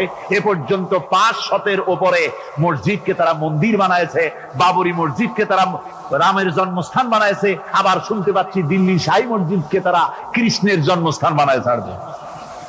এই হলো ধর্ম নিরপেক্ষ মতবাদ। আমার বন্ধুগণ, কই আমরা তো আমাদের দেশের একটা মন্দিরও আজ পর্যন্ত মসজিদ বানাইনি। বানাইছি নাকি? বলেন বানাইছি? একটা মন্দির মসজিদ বানানো হয়েছে এর কোন নমুনা আছে? তার কারণ কি? তার কারণ আমরা মুসলমান, ধর্ম নিরপেক্ষ মতবাদ বিশ্বাস করি না, মানি না। আমরা মুসলমান, তাই আমার দেশে পরধর্মের লোকেরা সবচাইতে আরামে আছে, শান্তিতে আছে, ঠিক কিনা? ধরে বলেন ঠিক কিনা? ওরা বলে কোরআন শরীফে আছে ধর্ম নিরপেক্ষতাবাদ, এর দলিল আছে। কি দলিল আছে? আরো একটা তো লাকুম ছোটা, এগুলি মানুষের মধ্যে কি আছে? নাই। তাহলে মানুষ সৃষ্টির সেরা হলো কিভাবে? বলতে পারেন? সৃষ্টির সেরা হয়েছে তার জ্ঞানের কারণে। আল্লাহ তাআলা চাঁদ সূর্যকে যেভাবে বাধ্য করেছেন তার হুকুম মানার জন্য, আমাদেরকে আল্লাহ তাআলা এভাবে হুকুম মানতে বাধ্য করেন নাই। কোরআন শরীফে আল্লাহ তাআলা বলেছেন, ওয়ালাকাদ কাররামনা বানি আদম। আল্লাহ তাআলা বলেন, আদম সন্তানকে আমি সম্মানিত করেছি। চাঁদ, সূর্য, গ্রহ, নক্ষত্র, সৌররাজি, নবমণ্ডল, ভূমণ্ডল সবকিছু আল্লাহর আইন মানতে বাধ্য না বাধ্য নয়? আল্লাহ তাআলা কোরআনে কারীমে বলেছেন, আফা গায়রা দীনিল্লাহি ইয়াবগুন ওয়ালাহু আসলামা মান ফিস সামাওয়াতি ওয়াল আরদি তাওআন ওয়া কারহা। আফা গায়রা দীনিল্লাহি ইয়াবগুন, তোরা কি আল্লাহর দেওয়া জীবন ব্যবস্থাকে ছেড়ে দিয়ে অন্যের তৈরি করা মতবাদ গ্রহণ করতে চাও? ওয়ালাহু আসলামা মান ফিস সামাওয়াতি, অথচ আকাশে যা আছে, জমিনে যা আছে, সব কিছু তার আনুগত্যের মস্তককে আমার সামনে নত করে দিয়েছে। সুবহানাল্লাহ। চাঁদ এবং সূর্য, সূর্যের কোনো ক্ষমতা নাই। রাত এখন বাংলাদেশে 8:40। রাত, সূর্যের কোনো ক্ষমতা নাই এখন বাংলাদেশে সে উদিত হয়। রাতের অধিকারকে সূর্য ক্ষুণ্ণ করতে পারে না, সূর্যের অধিকারকে চন্দ্র ক্ষুণ্ণ করতে পারে না। লাশ-শামসু ইয়ানবাগী লাহা আন তুদরিকাল কামারা ওয়ালাল লাইলু সাবিকুন নাহার ওয়া কুল্লুন ফি ফালাকিন ইয়াসবাহুন। আকাশে জমিনে যা কিছু আছে সব আল্লাহর হুকুম মেনে চলছে, কেউ কাউকে অতিক্রম করতে পারে না। তাহলে আমরা বুঝলাম চাঁদ সূর্য হুকুম মানে কার? জোরে বলেন। এই যে গাছগুলি, চতুর্দিকে যত গাছপালা আপনারা দেখতে পান, সুবরি গাছে নারকেল হবে না, নারকেল গাছে তাল হবে না, বেল গাছে জাম হবে না, আম গাছে লিচু হবে না। ওয়ালান তাজিদা লিসুন্নাতিল্লাহি তাবদীলা। আল্লাহ তাআলা বলছেন, আমার ল অফ নেচার, প্রকৃতির আইনের ভেতরে কোনো পরিবর্তন হবে না, আমার আইন তারা মানতে বাধ্য। কেবলমাত্র মানুষ, কেবলমাত্র মানুষ। আমি তোমাদেরকে সম্মানিত করেছি, সেই জন্য আমি তোমাকে আইন মানতে বাধ্য করি নাই। কোরআন শরীফে আল্লাহ পাক বলছেন ইচ্ছে করলে কুফরি করতে পারো, ইচ্ছে করলে ঈমান আনতে পারো, ইচ্ছে করলে মুমিন হতে পারো, ইচ্ছা করলে কুফরিও করতে পারো। এটা তোমার ইচ্ছার উপরে ছেড়ে দিয়েছে। কারণ কাত্তাবাইয়ানার রুশদু মিনাল গাই, হক আর বাতিল দুইটাকে আমি আলাদা করে দেখিয়ে দিয়েছি। আসহাবুল ইয়ামিন, আসহাবুশ শিমাল, ডানপন্থী আর বামপন্থী দুইটা দল আমি দেখাই দিয়েছি। ডান দিকে আর এটা বোঝার জন্য বিবেক দিয়েছি। কি দিয়েছি বলেন? বিবেক। বিবেক আছে আমাদের? আছে কিনা? বিবেক দিয়েছি বোঝার জন্য। ডান দিকে যারা যাবে, এই ডান দিকের নেতৃত্ব দিবে নবীরা, আর নবীরা ডানপন্থীদেরকে সাথে নিয়ে চলে যাবে কোথায়? আল্লাহর জান্নাতে। আর যারা বামপন্থী তাদের নেতৃত্ব দেবে শয়তান। কে দেবে নেতৃত্ব? আমি বুঝি না মুসলমানেরা কেমনে বামপন্থী হয়। আমাদের দেশে কিছু মুসলমান আছে নামধারী, নাম মুসলমানের, কিন্তু নিজেদের পরিচয় দেয় তারা বামপন্থী। আছেন এরকম? এই সমস্ত বামপন্থীদের নেতৃত্ব দিবে শয়তান, আর এদেরকে নিয়ে শয়তান তাদেরকে নিয়ে যাবে কোথায়? যা আল্লাহ তাআলা বলছেন কাত্তাবাইয়ানার রুশদু মিনাল গাই, হক এবং বাতিলকে আলাদা করে আমি ভাগ করে দুটি পথকে দেখিয়ে দিয়েছি। এখন তোমার ইচ্ছা আমার উপর ঈমান আনতেও পারো, আর যদি ইচ্ছা হয় আমার সাথে কুফরিও করতে পারো। যেহেতু তুমি গাছ না, গর্জ না, চন্দ্র না, তুমি মানুষ, আমি তোমাকে সম্মান দিয়েছি, সেজন্য তোমার এখতিয়ারে ছেড়ে দিয়েছেন, বিবেকও দিয়েছি। এই বিবেক দিয়ে তুমি বুঝতে পারবা পথ কোনটা। আল্লাহ বলছেন আমার দায়িত্ব হলো ওয়া আলাল্লাহি কাসদুস সাবিল, সোজা রাস্তা বলে দেওয়ার দায়িত্ব আমার। সুবহানাল্লাহ, আমি বলে দিয়েছি সোজা রাস্তা কোনটি। আল্লাহ তাআলা বলেন সূরা ইব্রাহিমের মধ্যে আলিফ লাম রা কিতাবুন আনজালনাহু ইলাইকা লিতুখরিজান নাসা মিনাজ যুলুমাতি ইলান নূর। আল্লাহ তাআলা বলেন হে নবী, আমি আপনার উপর একখানা কিতাব অবতীর্ণ করলাম। এটা একটি কিতাব নাজিল করলাম এই জন্য লিতুখরিজান নাসা মিনাজ যুলুমাতি ইলান নূর, যাতে করে আপনি মানব মণ্ডলীকে অন্ধকার সমূহ থেকে আলোর দিকে নিয়ে আসতে পারেন। লক্ষ্য করুন কথা আল্লাহ, আমি কার কথা শোনাচ্ছি? অন্ধকার সমূহ থেকে আলোর দিকে নিয়ে আসতে পারেন। ওলামারা যারা আলেম তারা বুঝবেন, কোরআন শরীফে আল্লাহ তাআলা অন্ধকারের কথা যত জায়গায় বলেছেন বহু বচনে বলেছেন, এক বচনে বলেন নাই। আর আলোর কথা যখন বলেছেন তখন এক বচনে বলেছেন, বহু বচনে বলেন নাই। নূরের বহু বচন হলো আনোয়ার, এই শব্দটি কোরআন শরীফের মধ্যে নাই। আল্লাহ এখানে কি বলছেন? আমি আপনার উপরে কিতাব অবতীর্ণ করলাম এই জন্য যাতে করে আপনি মানব মণ্ডলীকে অন্ধকার সমূহ থেকে আলোর দিকে আনতে পারেন। অন্ধকার সমূহ কি? অন্ধকার সমূহ হচ্ছে মানব রচিত যত মতবাদ, এ সবগুলো কি বলেন সবাই? অন্ধকার। আর ইসলাম হলো আলো। অন্ধকারের অনেক রূপ হয়, আলোর রূপ হয় মাত্র, বলেন কয়টা হয়? দেখুন, অঙ্ক যেদিন পরীক্ষা হয়, মেট্রিক হোক আর দাখিল পরীক্ষা হোক, অঙ্কের যে পরীক্ষাটা যেদিন হয় সেদিন অঙ্ক পরীক্ষা দিতে গিয়ে যাদের অঙ্ক ভুল হয় তাদের ফলাফল একরকম হয় না বহু রকম হয়? ভুল যা হয় কয় রকম হয়? আর অঙ্ক যাদের রাইট হয় তাদের কয় রকম হয়? একরকম। তাহলে এর দ্বারা কি বোঝা যায়? সত্যের রূপ একটা আর ভুলের রূপ অনেকগুলো। এই জন্য আলোর রূপ একটা, অন্ধকারের রূপ অনেক। যেমন বিদ্যুতের আলো, কেরোসিনের আলো, হেসাকের আলো, চাঁদের আলো, সূর্যের আলো, যত রকমের আলো আছে সব আলোর রূপ একটাই, কিন্তু অন্ধকারের রূপ বিভিন্নতর। সবে কাজেবের এক রকমের অন্ধকার, অমাবস্যার আর এক রকমের অন্ধকার, রাতের আধারের আর এক রকম অন্ধকার, মেঘাচ্ছন্ন হওয়ার আর এক রকম অন্ধকার, কুয়াশাচ্ছন্ন হওয়ার আর এক রকম অন্ধকার, দরজা জানালা ভেন্টিলেটর সব বন্ধ করে দেওয়ার আর এক রকমের অন্ধকার। অন্ধকারের রূপ অনেক আর আলোর রূপ একটা। আল্লাহ বলছেন কোরআন এই জন্য নাজিল করেছি লিতুখরিজান নাসা মিনাজ যুলুমাতি ইলান নূর, মানুষের তৈরি করা যত মতবাদ সব অন্ধকার। আর ইসলাম হচ্ছে আলো। আল ইসলাম নূর, ইসলাম হচ্ছে আলো। আলোর রূপ একটা। আলোর রূপ কয়টা? আল্লাহ তাআলা বলছেন ওয়া আলাল্লাহি কাসদুস সাবিল, আমি সোজা রাস্তা বলে দেব, যেখানে আছে অসংখ্য বাঁকা পথ, সেই সোজা রাস্তার নাম কি বলতে পারবেন? মাশাআল্লাহ, আপনারা সবাই বলতে পেরেছেন। সেই ইসলাম, সেই পথের নাম ইসলাম।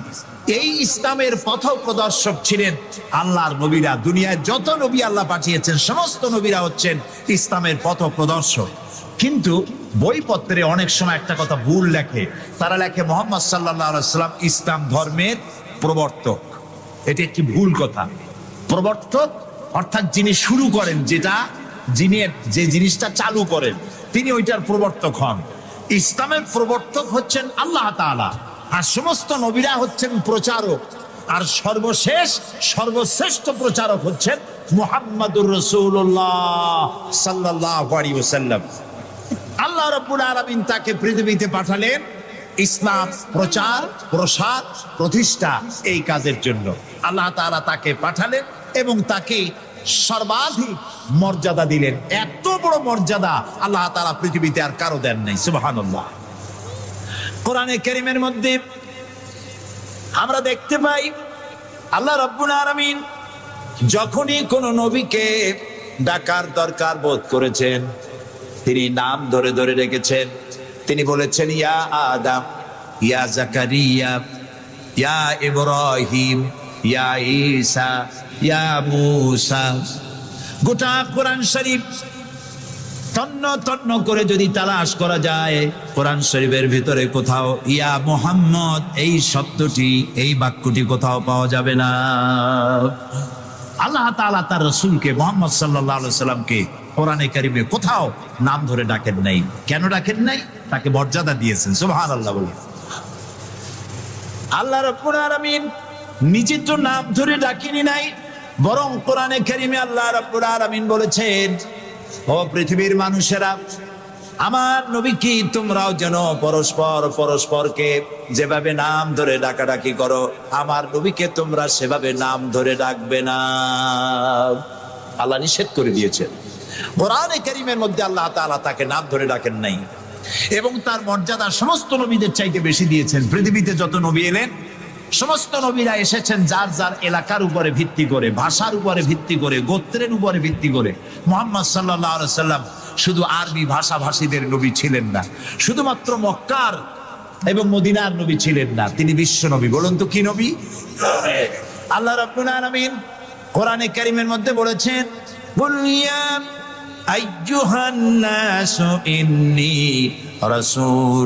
রাসূলুল্লাহি ইলাইকুম জামিআ। আল্লাহ তাআলা বলেন, হে নবী আপনি বলুন, ও পৃথিবীর মানব মণ্ডলী, আমি আল্লাহর পক্ষ থেকে তোমাদের সকলের জন্য আমি রাসূল হয়ে এসেছি। কিয়ামত পর্যন্ত এই পৃথিবীতে যত মানুষ আসবে সমস্ত মানুষের জন্য। রাসূল বলেছেন শুধু মানুষের জেদ নয়, আল্লাহর সমস্ত সৃষ্টি জগতের জন্য আল্লাহ তাআলা আমাকে রাসূল করে পাঠিয়েছেন। সুবহানাল্লাহ। নবী করিম সাল্লাল্লাহু আলাইহি সাল্লাম পৃথিবীতে এলেন এবং আল্লাহ তাআলা তাকে এই সম্মান দিয়ে, মর্যাদা দিয়ে পৃথিবীতে কেন পাঠালেন? সূরা ফাতহার মধ্যে আল্লাহ তাআলা বলছেন هو الذي أرسل رسوله بالهدى ودين الحق ليظهره على الدين كله وكفى بالله شهيدا। আল্লাহ তাআলা বলেন যে তিনি আল্লাহ, যিনি তার রাসূলকে দ্বীনে হক আর সত্যের বিধান সহকারে পৃথিবীতে পাঠিয়েছেন। কেন? লিইউযহিরাহু আলা দ্বীনি কুল্লিহি, যাতে করে তিনি মানুষের তৈরি করা সকল মতবাদের উপরে ইসলামকে বিজয়ী করে দিতে পারেন। এই জন্য আল্লাহ তাআলা রাসূলকে এই পৃথিবীতে পাঠিয়েছেন। সুবহানাল্লাহ। রাসূলুল্লাহ পৃথিবীতে আসলেন এবং তিনি চরিত্র দিয়ে, যুদ্ধ করে নয়, ইসলাম প্রচার করেছেন কি দিয়ে বলেন? তরবারি দিয়ে নয়। ইসলাম মানে শান্তি, শান্তির ধর্ম। ইসলাম কিসের ধর্ম? শান্তির ধর্ম। মুসলমান কারা? যারা শান্তি প্রতিষ্ঠা করে তারাই। আর আল্লাহর এক নাম হচ্ছে সালাম। আল্লাহর এক নাম কি বলেন সবাই? সালাম, আল্লাহর নাম শান্তি, ইসলাম শান্তি, মুসলমানেরা চায় শান্তি। সেই শান্তি প্রতিষ্ঠার জন্য মুহাম্মদ সাল্লাল্লাহু আলাইহি ওয়াসাল্লাম তরবারি দিয়ে ইসলাম আনেন নাই, তিনি ইসলাম এনেছেন তার অনুপম চরিত্র মাধুর্য দিয়ে, ব্যবহার দিয়ে, দিন প্রচার করে তার মাধ্যমে জনগণকে ইসলামের মধ্যে এনেছেন। কথা উঠতে পারে তাহলে যুদ্ধগুলো হলো কেন? বদর, ওহদ, হুনাইন, তাবুক, এগুলো ইয়ারমুক, কেন এই যুদ্ধগুলো হলো? এসব যুদ্ধ ছিল ডিফেন্সিভ। পৃথিবীর কোন ঐতিহাসিক কোন ব্যক্তি বলতে পারবে না যে মুহাম্মদ সাল্লাল্লাহু আলাইহি সাল্লাম সর্বপ্রথম আক্রমণকারী হয়েছেন কোন যুদ্ধে। বলতে পারবে কেউ? বলতে পারবে? তিনি তা করেননি। যখন আক্রান্ত হয়েছেন তখন তিনি প্রতিরক্ষামূলক যুদ্ধ করেছেন, আক্রমণাত্মক যুদ্ধ রাসূলুল্লাহ তার জীবনেও করেননি। সুবহানাল্লাহ। চরিত্র দিয়ে তিনি দুনিয়াকে বিজয় করেছেন। পৃথিবীতে যত নেতা আছে সমস্ত নেতাদের চরিত্র তো দুই রকম হয়। নেতাদের চরিত্র কয় রকম হয়? দুই রকম। একটা হয় পার্সোনাল ক্যারেক্টার, আর একটা হয় পাবলিক ক্যারেক্টার। একটা হয় জনগণকে দেখানোর, আর একটা হয় ব্যক্তিগত। রাসূলুল্লাহর চরিত্র এরকম দুই রকম ছিল না। একটু মাথা খাটায় চিন্তা করেন, পৃথিবীতে কোন নেতা আছেন যিনি জনগণের সামনে দাঁড়িয়ে বলতে পারবেন আমি ছাত্র জীবনে যা করেছি, যৌবনে যা করেছি, রাজনৈতিক নেতা হিসাবে গোপনে গোপনে যা করি, এসব কথাগুলি মানুষের কাছে, আমার দলের কাছে, দেশবাসীর কাছে খুলে বলে দাও, এরকম বলতে পারবে কেউ? একজনও পারবে না। যদি বলে তাহলে সব সর্বনাশ। এই পৃথিবীতে একমাত্র নেতা জনাবে মুহাম্মদুর রাসূলুল্লাহ সাল্লাল্লাহু আলাইহি ওয়াসাল্লাম। তিনি বলেছেন, ও আমার সাহাবীরা, ও আমার স্ত্রীরা, দিনের আলোতে আর রাতের আধারে আমার ভিতরে তোমরা যে আচরণ আমার দেখতে পাও, আমার ওঠা বসা, আমার চলাফেরা, আমার আচার আচরণ, যা কিছু আমার ভিতরে দেখতে পাও, সবগুলি খুলে খুলে মানুষের সামনে বলে দাও। সুবহানাল্লাহ। রাসূলুল্লাহর চরিত্রের সার্টিফিকেট, তার আখলাক কেমন, এটা জানার জন্য হযরত আয়েশার কাছে কয়েকজন সাহাবী প্রশ্ন করেছিলেন, মা, রাসূলুল্লাহর কাছে বেশি সময় কাটাবার সুযোগ আপনি পান, তার ইনস এন্ড আউট আপনি ভালো করে জানেন, বলুন তো তার আখলাক কেমন, তার চরিত্র কেমন? মা আয়েশা বললেন, তোমরা কি কোরআন পড়েছো? বললেন, হ্যাঁ কোরআন পড়েছি। কোরআন কি বোঝো? হ্যাঁ কোরআন বুঝি। হযরত আয়েশা বলেন, কোরআন যদি পড়ে থাকো, কোরআন যদি বুঝে থাকো, রাসূলের চরিত্র আমার কাছে জানার কোনো দরকার নাই। যেটা কোরআন তোমরা পড়েছো, কোরআনের বাস্তব নমুনা যদি দেখতে চাও, আল্লাহর নবীর দিকে তাকায়া দেখো। তার চরিত্র হলো কোরআন। রাসূলুল্লাহর চরিত্র কি? কোরআন। রাসূলুল্লাহর নবুয়তের 23 বছরের জীবনে যা আছে, 30 পারা কোরআনে তাই আছে। 30 পারা কোরআনে যা আছে, রাসূলুল্লাহর 23 বছরের নবুয়তের জীবনে তাই আছে। বড় করে বলেন সুবহানাল্লাহ। এই ছিল রাসূলের জীবন। তার চরিত্র সম্পর্কে আল্লাহ তাআলা বলছেন, ওয়া ইন্নাকা লাআলা খুলুকিন আযীম। হে নবী, আপনি উন্নত চরিত্রের উপরে প্রতিষ্ঠিত। আল্লাহ বলতেছেন। কে বলতেছেন? আল্লাহ বলতেছেন আপনি উন্নত চরিত্রের উপরে প্রতিষ্ঠিত। সুবহানাল্লাহ। এবং আমাদেরকে বলা হচ্ছে, আমাদেরকে, কাদেরকে?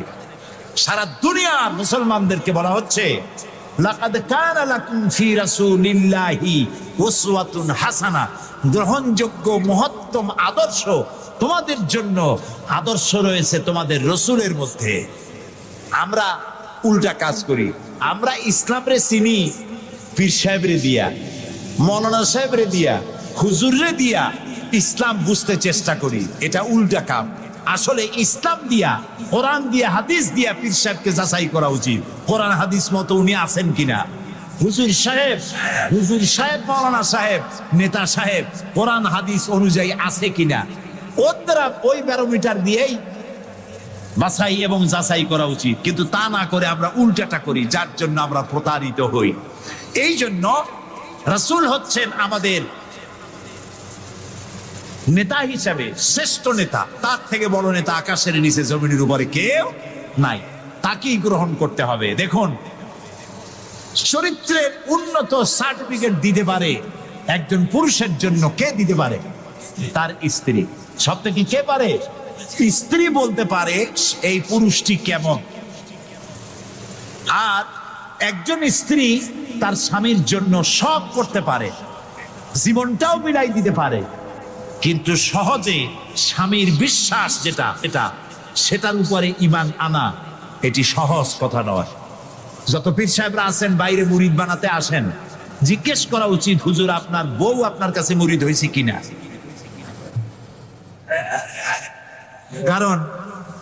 কারণ বউ জানে। বাইরে এসে যতই হুজুর অনেক কিছু নামের আগে মেজবাউল আরেফিন, সিরাজুস সালিকিন, তারপরে কি কুতুবে রব্বানি, গাউসে সামদানি,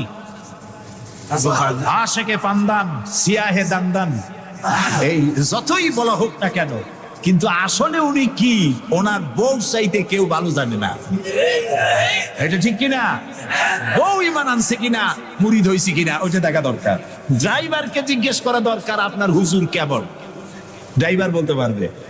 ওনার সাথে খাদেমদেরকে একান্তে জিজ্ঞেস করা দরকার, হুজুর কেমন, কোনটা বলতে পারবেন।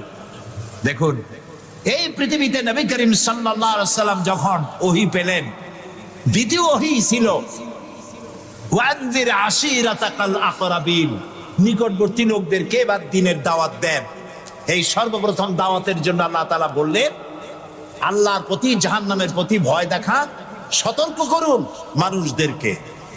সর্বপ্রথম তিনি মনে করলেন নিকটবর্তীদেরকে দাওয়াত দিতে আল্লাহ বলেছেন আগে। তামার নিকটবর্তী খাদিজার চাইতে তো কেউ নাই। খাদিজার কাছে গিয়েই রাসূলুল্লাহ দাওয়াত দিলেন। দাওয়াতটা কি? বললেন, খাদিজা, এই যে চোখে দেখা লাত, মানাত, উজ্জা, হুবাল, এর একটাও খোদা না, এগুলো বেহুদা। এগুলা কিছু বানাইতে পারে না, কেউ সাহায্য করতে পারে না, এমনকি নিজেকেও বিপদ থেকে রক্ষা করার কোনো শক্তি ওদের নাই। এক অদেখা আল্লাহ আছেন, যিনি ছাড়া কোনো ইলাহ নাই, তোমাকে আমাকে তিনিই সৃষ্টি করেছেন, তাকে আল্লাহ হিসাবে মানো, যারা দেখা যায় না। আর আমি সেই আল্লাহর শেষ নবী, আমাকে নবী হিসাবে মানো। কত বড় কঠিন কথা, কত বড় কঠিন কথা। প্রিয় ভাই সব, পর্দার আড়ালের মা বোনেরা, লক্ষ্য করুন, হযরতে খাদিজাতুল কুবরা রাদিয়াল্লাহু তাআলা আনহা 40 বছরের বয়সের সময় মুহাম্মদ সাল্লাল্লাহু আলাইহি সাল্লামকে বিয়ে করেছিলেন। তখন তার বয়স 25 বছর। আর আজ 40 বছর বয়সে নবীজি নবুয়ত পেয়েছেন, 15টি বছর সময় পেয়েছেন রাসূলকে কাছে থেকে দেখার। হযরতে খাদিজা যখনই দ্বীনের দাওয়াত পেলেন, অদেখা আল্লাহকে বিশ্বাস করতে হবে, মুহাম্মদ সাল্লাল্লাহু আলাইহি সাল্লামের নবুয়ত মানতে হবে, এই প্রশ্ন যখন সামনে এলো, হযরতে খাদিজা কোনো প্রশ্ন তোলেন নাই, এক মুহূর্ত দেরিও করেন নাই। كيف تكفرون بالله وكنتم أمواتا فأحياكم ثم يميتكم ثم يحييكم ثم إليه ترجعون। এ মানুষ, তোমরা কিভাবে কুফরি করো, অস্বীকার করো, আল্লাহর সাথে নাফরমানি করো? কিভাবে করো? যে আল্লাহ তুমি ছিলে মৃত্যু, তোমাকে আল্লাহ পাক জিন্দা করেছেন, এই জিন্দা থেকে আবার মৃত্যু করবেন, আবার মৃত্যু থেকে তোমাদেরকে জিন্দা করবেন, আবার সেই আল্লাহর কাছে তোমাদেরকে ফিরে আসতে হবে। সুতরাং মানুষ জন্মের পূর্বে সব মৃত্যু ছিল, একথা তো আজ বিজ্ঞানসম্মত কথা, বৈজ্ঞানিক সত্য কথা। মানুষ জন্মের আগে মৃত্যু ছিল। কিভাবে? মানুষের উৎপত্তি থেকে এলো, কোরআনে কারীম তা পরিষ্কার করে বলছে, তোমাকে কিভাবে সৃষ্টি করেছে তুমি দেখো। সন্তান মায়ের জরায়ুতে আসার পূর্বে সে ছিল পিতার শুক্রকীট আর মায়ের ডিম্বাণু, অর্থাৎ স্পার্মটোজোন এবং ওভাম, এই দুটি জিনিসের মধ্যে সে বিভক্ত ছিল। মায়ের বক্ষপিঞ্জর এবং পিতার পৃষ্ঠদেশ থেকে সবেগে নির্গত এক ফোঁটা পানি দিয়ে আমি আল্লাহ পাক তোমাকে সৃষ্টি করেছি, কোরআনে কারীম বলছে। হাল আতা আলাল ইনসানি হিনুম মিনাদ দাহরি লাম ইয়াকুন শাইআম মাযকুরা। মানুষের জীবনে কি এমন এক সময় এসেছিল না যখন সে উল্লেখযোগ্য বিষয় বস্তু হিসাবে পরিগণিত ছিল না? তোমার নাম ছিল না, পরিচয় ছিল না, কিছুই ছিল না, দুনিয়ার কেউ তোমাকে জানতো না, শুনতো না। আমি আল্লাহ পাক তোমাকে সৃষ্টি করেছি। তুমি কোত্থেকে এলে? কোরআনে কারীম থেকে তা জেনে নাও।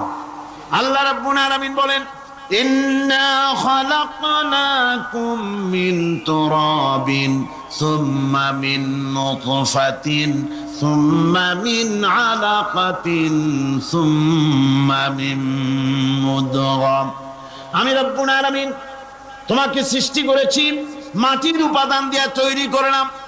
মা বাপের, পুরুষের স্পার্মটোজেন আর মহিলাদের ওভাম দুটোতে মিলে মায়ের গর্ভের ভিতরে নাপাক পানি ফোটাকে জমাট রক্তে পরিণত করে দিলাম। এই জমাট রক্তকে গোশত বানালাম, কচি কচি হাড় দিয়ে একটা বডি, একটা স্ট্রাকচার তৈরি করলাম।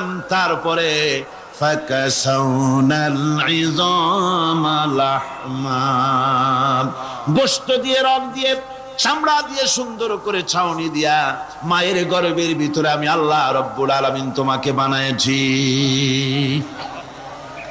মায়ের পেটের ভিতরে ফি কারারিম মাকিন, একটি সুরক্ষিত জায়গায় তোমাকে আমি রেখে দিলাম, যেখানে কোনো রোগ, কোনো জার্ম যেখানে পৌঁছতে পারবে না, কোনো অসুবিধা হবে না। এমন একটা জায়গায়, এমন একটা ইন্টেনসিভ কেয়ার ইউনিটের ভিতরে রেখেছি। সুবহানাল্লাহ। একটা ইন্টেনসিভ কেয়ার ইউনিট, যেখানে কোন রকমের কোন জার্ম প্রবেশ করে বা করবার কোনো ক্ষমতা নাই কারো। এমন একটা যে একটা প্যাকেট, সুন্দর একটা প্যাকেট, একটা কভারের মধ্যে তোমাকে তৈরি করা হলো মায়ের পেটের মধ্যে। তারপরে আজকে তুমি কুফরি করতেছো, আজকে আমাকে অস্বীকার করছো। ওই গর্ভের ভেতরে আমি ইচ্ছে করলে রক্তের পিণ্ডের আকারে মায়ের গর্ভ থেকে আবর্ষণ করে দিতে পারতাম, দুনিয়ার মুখ দেখতে পারতে না। মায়ের পেটের ভেতর থেকে মরা সন্তান হিসাবে বের করে দিতে পারতাম, বিকলাঙ্গ করে বের করে দিতে পারতাম, পঙ্গু করে বের করতে পারতাম। পারতেন না? আল্লাহ রাব্বুল আলামিন বলেন, কেমনে বানালাম? খালাকাল ইনসান, মানুষ আমি সৃষ্টি করেছি মায়ের পেটের ভিতরে বসে। যখন ক্ষুধার উদ্রেক হলো, রুহু যখন এসে গেল, ক্ষুধা লাগলো, খাবারের প্রয়োজন হলো, আমি কেমনে খাওয়ালাম? দুনিয়ার কোন মা বাপ, কোন নেতা, কোন ডাক্তার, কোন চিকিৎসা বিজ্ঞানী মায়ের পেটের সন্তানের খাবার সরবরাহ করতে পারে না। আল্লাহ পাক বলেন, তুমি কি খাবে? ব্যবস্থা আমি করেছি। মায়ের মাসিক অসুখকে বন্ধ করে দিয়ে মায়ের নাভির সঙ্গে তোমার নাভির সাথে তার লাগাইয়া দিয়েছি, আর ওই তারের মাধ্যমে রক্ত বের করে দিয়া মায়ের রক্ত দিয়ে তিল তিল করে তোমারে বড় করেছি। রক্তটা মুখে লাগাই নাই, মুখে লাগলে পরে নাপাক রক্ত, মুখটা নাপাক হয়ে যাবে। নাভির ভিতর দিয়ে পাস করে দিলাম, মুখটাকে পবিত্র রেখে দিলাম, যাতে করে দুনিয়ায় আসার পর আমার পবিত্র বানানো মুখখানা দিয়া এই দুনিয়ায় বসে তোমার আল্লাহর পবিত্র নামের জিকির করতে পারো। এমন সুন্দর করে মায়ের পিঠের ভিতরে তৈরি করলাম, হাত দিলাম, পা দিলাম, সুন্দর করে বানালাম, এমন নিখুঁত করে বানালাম, তাকায়া দেখো নিজের দিকে, সুন্দর করে বানালাম। এরপরে কি করলাম? সুম্মা নুখরিজুকুম তিফলা, বাচ্চার আকারে মায়ের পেট থেকে আস্তে করে বের করে নিয়ে আসলাম। সুবহানাল্লাহ বিহামদিহি। আস্তে করে মায়ের পেট থেকে নিয়ে এসেছি পৃথিবীর বুকে। পৃথিবীতে যখন আসলে তখন তোমার অবস্থাটা কি ছিল? ক্ষুধার যন্ত্রণায় যদি মরেও যেতে, কান্দা ছাড়া ভাষা নাই। ভাষা আছে? কোন হুঁশ ছিল আমাদের? কোন জ্ঞান ছিল? আল্লাহ রাব্বুল আলামিন বলেন, আল্লাহু আখরাজাকুম মিন বুতুনি উম্মাহাতিকুম লা তা'লামুনা শাইআ, মায়ের গর্ভ থেকে এমন অবস্থায় বের করে এনেছি যখন তোমার কোনো হুঁশ নাই, জ্ঞান নাই, কথা বলতে পারো না, পায়খানার ভিতরে পড়ে থাকো, ট্যাঁ করে কান্দা ছাড়া পথ নাই, পানির পিপাসায় গলা শুকায় যায়, কান্দা ছাড়া পথ নাই, মনের তোমার মুখের কোনো ভাষা নাই কান্না ছাড়া। আমি তোমার এমন আল্লাহ, আমি তোমার এমন স্রষ্টা, আমি তোমার এমন রব, তোমার ভাষা নাই বলে মায়ের কলিজার ভেতরে আমি তোমার প্রতি এক দুর্বিনীত মহব্বত পয়দা করে দিয়েছি। তোমার কান্না তোমার মায়ের বুকের মধ্যে শেল বিঁধে যায়। তুমি যখন কাঁদো, কান্নার আওয়াজ যখন মায়ের কানে চলে যায়, হাজারো কাজ ফেলে মা দৌড়াইয়া বাচ্চারে কোলে নেয়। কি খাবে কেউ তৈরি করে না। আল্লাহ রাব্বুল আলামিন বলে, বান্দারে দুনিয়ায় আসার আগে তুমি কি খাবে, খাবারের বন্দোবস্ত আমি আল্লাহ করেছি, আমি এমন স্রষ্টা। তুমি দুনিয়া আসার 6 মাস আগে তোমার মায়ের বুকের ওপরে তোমার খাদ্য গরম করে আমি আল্লাহ রিজার্ভ করে রেখে দিয়েছি। সেই খাদ্য শুধু খাদ্য নয়, রোগের প্রতিষেধক, এটা ওষুধ। আজ বিজ্ঞানীরা, চিকিৎসা বিজ্ঞানীরা বলছেন মায়ের দুধ সন্তানের খাদ্যের, মায়ের দুধের চাইতে কোনো বিকল্প কিছুই নাই। সন্তান পৃথিবীতে এলে মায়ের প্রথম দুধটা, গ্রামে গঞ্জে অশিক্ষিত এলাকায় প্রথম দুধটা ফেলে দেয়, এটাকে মনে করে এটা খারাপ, এটা খাওয়াতে নাই, তাহলে ধনুষ্টঙ্কার হবে, হাবিজাবি কথা বলে। আল্লাহ দুধ বানাইছে বাচ্চার ধনুষ্টঙ্কার হওয়ার জন্য। মায়ের ওই প্রথম দুধটা হচ্ছে সন্তানের জন্য সমস্ত রোগের প্রতিষেধক। সে ছিল পেটের ভিতরে একটা কাভারের মধ্যে, ওখানে কোনো জার্ম ছিল না, কোনো রোগ জীবাণু ছিল না। ও পৃথিবীতে এসেছে যেখানে অক্সিজেনের ভেতরে জার্ম রয়েছে, বাতাসের ভিতরে জার্ম রয়েছে, যার পরিবেশটা খারাপ হয়ে আছে। মানুষের শ্বাস প্রশ্বাসে নিঃশ্বাসে হাজারো রোগ জীবাণু ঘুরছে। এই রকমের একটা পৃথিবীতে এসেছে। আসার পরে কচি স্বাস্থ্য, কচি শরীর, কচি হার্ট, কচি লাংস, সেটাকে প্রতিরোধ করবে কি করে? সেজন্য আল্লাহ পাক মায়ের দুধের ভিতরে সমস্ত রোগের প্রতিষেধক দিয়ে দিয়েছেন। সুবহানাল্লাহ। আজকের বিজ্ঞানীরা তা স্বীকার করেছেন। অনেক মা তার সন্তানকে দুধ দেন না, নিজের শরীর স্বাস্থ্য ভালো রাখার চিন্তা করে বাচ্চাকে দুধ খাওয়ান না। এটা অত্যন্ত নির্মম কাজ। বাচ্চাকে দুধ খাওয়ালে বাচ্চার সাথে মায়ের মহব্বত বাড়ে। ইউরোপে, আমেরিকায় মাকে মা বলে ডাকে না, বাপকে শ্রদ্ধা করে না, সম্মান করে না। তার কারণ সেখানে মায়েরা তার সন্তানদেরকে কোলে নেয় না, সন্তানদেরকে ফিডার খাওয়ায়। আর আমি নিজের চোখে দেখেছি মায়েরা ইউরোপে, আমেরিকায় যখন শপিং এ আসে, তখন রাস্তায় যখন আসে, তখন ওই পুশ চেয়ার গুলিতে বাচ্চাকে শোয়াইয়া, বাচ্চা এভাবে পুশ চেয়ারে করে ঠেলে নিয়ে যায়, আর কুত্তার বাচ্চাগুলি কোলে করে ঘুরে বেড়ায়। কুত্তার বাচ্চা কোলে নেয়, নিজের বাচ্চা পুশ চেয়ারে করে ঠেলে। সেই জন্য মায়ের প্রতি সন্তানের মহব্বত হয় না, সন্তানেরও মায়ের প্রতি কোনো শ্রদ্ধা জাগে না। আল্লাহর কি ব্যবস্থা! মায়ের কলিজার মধ্যে মহব্বত পয়দা করে দিয়েছেন আল্লাহ পাক। মায়ের বুকের দুধের ভিতরে আল্লাহ রাব্বুল আলামিন, আল্লাহ পাক বলছেন, আমি মানুষ সৃষ্টি করেছি আর তার সমস্ত প্রয়োজন মিটিয়েছি, তার খাবারের সব প্রয়োজন মিটিয়ে দিয়েছি। দুধটাকে ঘন করি নাই, হজম করতে পারবে না বলে ওই দুধটা সামান্য পাতলা করে দিয়েছি, ওর ভিতরে সামান্য মিষ্টি দিয়েছি। দুধের বোটার ভিতরে একটা ছিদ্র দিলে, চোষা মারলে পরে অনেকগুলি দুধ বেরিয়ে এসে গলাটা আটকে যেত, তোমার কচি কণ্ঠ গলা আটকে যেত, শ্বাস করতে পারতে না। এজন্য মায়ের স্তনের বোটার ভিতরে সূক্ষ্ম সূক্ষ্ম 32টা ছিদ্র করে আস্তে করে দুধ বার করে তোমার জীবন আমি বাঁচাইছি। খলাকাল ইনসান, মানুষ সৃষ্টি করেছি আমি আল্লাহ পাক। সুতরাং যে আল্লাহ পাক এ মানুষ সৃষ্টি করলেন আর মায়ের কলিজার ভিতরে মহব্বত পয়দা করে দিলেন, সে আল্লাহ পাক বলছেন, খবরদার ওই মাকেও যেন আবার ভুলে যেও না। মাকে সম্মান করে করো, মা বাপকে মহব্বত করো, তাদেরকে শ্রদ্ধা করো। বউ পাইয়া, সুন্দরী স্ত্রী পেয়ে মায়ের কথা ভুলে যেও না। অনেক সাহেব আছে মায়ের কথা ভুলে যায়, স্ত্রীর কথা অনুযায়ী মায়ের উপরে অত্যাচার করে, এরকমও বহুত আছে। আল্লাহ পাক বলছেন, শোনো, وقضى ربك ألا تعبدوا إلا إياه وبالوالدين إحسانا তোমার প্রভুর পক্ষ থেকে ফয়সালা হয়েছে, চূড়ান্ত সিদ্ধান্ত হয়ে গিয়েছে, আমি আল্লাহর ইবাদতের পর তোমার মা বাপের ইহসান করবে, খেদমত করবে, তাদের জন্য উপকার করবে, তাদেরকে ভালোবাসবে। আল্লাহ রাব্বুল আলামিন বলেন মা বাবার সঙ্গে কেমনে কথা বলবে, তাদের সাথে কিভাবে আচরণ করবে, আল্লাহ তাও শিখিয়ে দিয়েছেন। আল্লাহ পাক বলেন ওয়ালা তাকুল লাহুমা ওয়াকুল লাহুমা কাওলান কারীমা, মা বাবার সাথে সম্মানজনক কথা বলো। ওয়াকুল লাহুমা কাওলান কারীমা, সম্মানজনক কথা বলো, মাথায় ঝাঁকি দিয়ে রাগ করে চোখ মোটা করে কথা বলো না। তুমি সন্তান, তোমার জন্য সবচাইতে বড় পীর তোমার আব্বা তোমার আম্মা, ঠিক কিনা কন? ছেলের জন্য, মেয়ের জন্য, সন্তানের জন্য সবচাইতে বড় পীর কে? বাপ মা। এটা ভালো করে মনে রাখতে হবে। আপনার মৌলানা সাহেবদের দোয়া, পীর সাহেবদের দোয়া কবুল হতেও পারে, নাও হতে পারে, 50-50 সম্ভাবনাও আছে, আবার সম্ভাবনা নাই।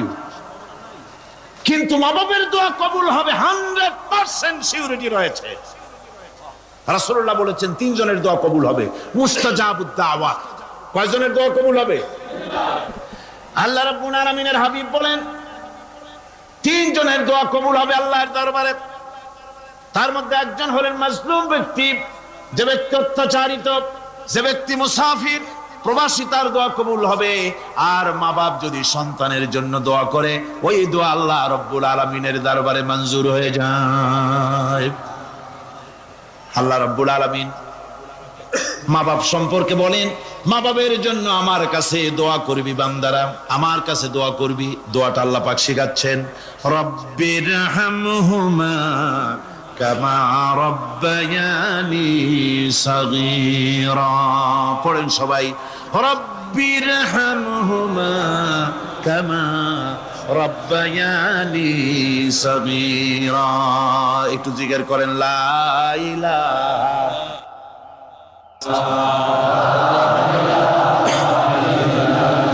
লা ইলাহা ইল্লাল্লাহ, লা ইলাহা ইল্লাল্লাহ, লা ইলাহা ইল্লাল্লাহ, লা ইলাহা ইল্লাল্লাহু মুহাম্মাদুর রাসূলুল্লাহ। আমার ভাইরা, আল্লাহ পাক শিখাচ্ছেন, বান্দা তোর মা বাপের জন্য আমার কাছে দোয়া কর। আল্লাহ রব, আয় আমার প্রভু, আমার মা বাপ যেমন ছোটবেলায় আমাকে স্নেহের কোলে লালন পালন করেছে, আয় আমার আল্লাহ তুমি আমার মা বাপকে তোমার রহমতের কোলে লালন পালন করো। আল্লাহ শিখাই দিয়েছেন। আমার ভাইরা, প্রত্যেক নামাজের পরে এই দোয়াটা ভুলে যাবেন না। ভুলে যাবেন? ভুলে যাবেন? আমার ভাইরা, আমার বোনেরা, সবাই প্রত্যেক নামাজের পরে পড়বেন, রব্বির হামহুমা কামা রব্বায়ানি সাগীরা। এই দোয়া করতে কেউ ভুলে যাবেন না। আল্লাহ রাব্বুল আলামিন বলে, বান্দারে ওয়াসাইনাল ইনসানা বিওয়ালিদাইহি ইহসানা হামালাতুহু উম্মুহু কুরহা ওয়া ওয়াদাতুহু কুরহা। আল্লাহ পাক বলেন, আমি পৃথিবীর সমস্ত মানব মণ্ডলীকে উপদেশ দিয়েছি, মা বাপকে সম্মান করো, শ্রদ্ধা করো, তাদের উপকার করো। তার কারণ হলো তোমার মা তোমাকে গর্ভে ধারণ করেছে অত্যন্ত কষ্টের সাথে।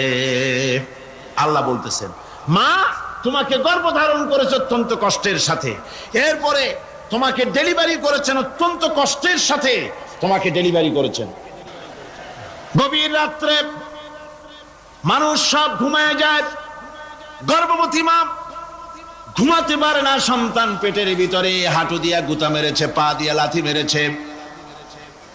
মা চরম শীতের রাত্রে, প্রচন্ড শীতের রাতে গায়ের লেপটা সরায় দিয়া মা একবার দাঁড়ায়, আর একবার বসে, একবার দেওয়ালের সাথে হেলান দিয়া দাঁড়ায়, কষ্ট করে রাতটারে কাটায় দেয়। আবার সারাদিন সংসারের জন্য কাজ করেছেন, রান্না বান্না করেছেন, মা সকলকে খাওয়াইয়া মা শেষের দিকে খেতে গেছেন।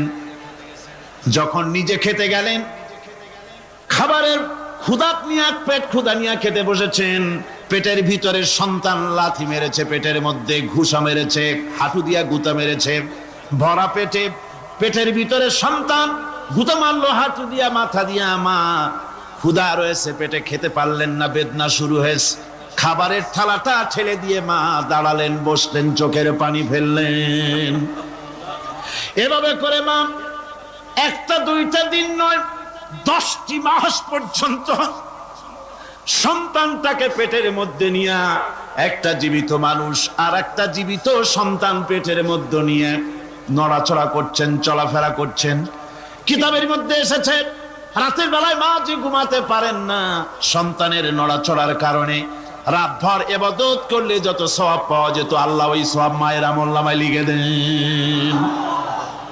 সন্তান পেটে থাকার কারণে খেতে পারে না, পেট ভরে ক্ষুধায় কষ্ট পায় মা, এই জন্যে 10 মাস ধরে রোজা রাখলে যে সওয়াব হতো আল্লাহ রাব্বুল আলামিন মায়ের আমলনামায় রোজার সওয়াব লিখে দেন।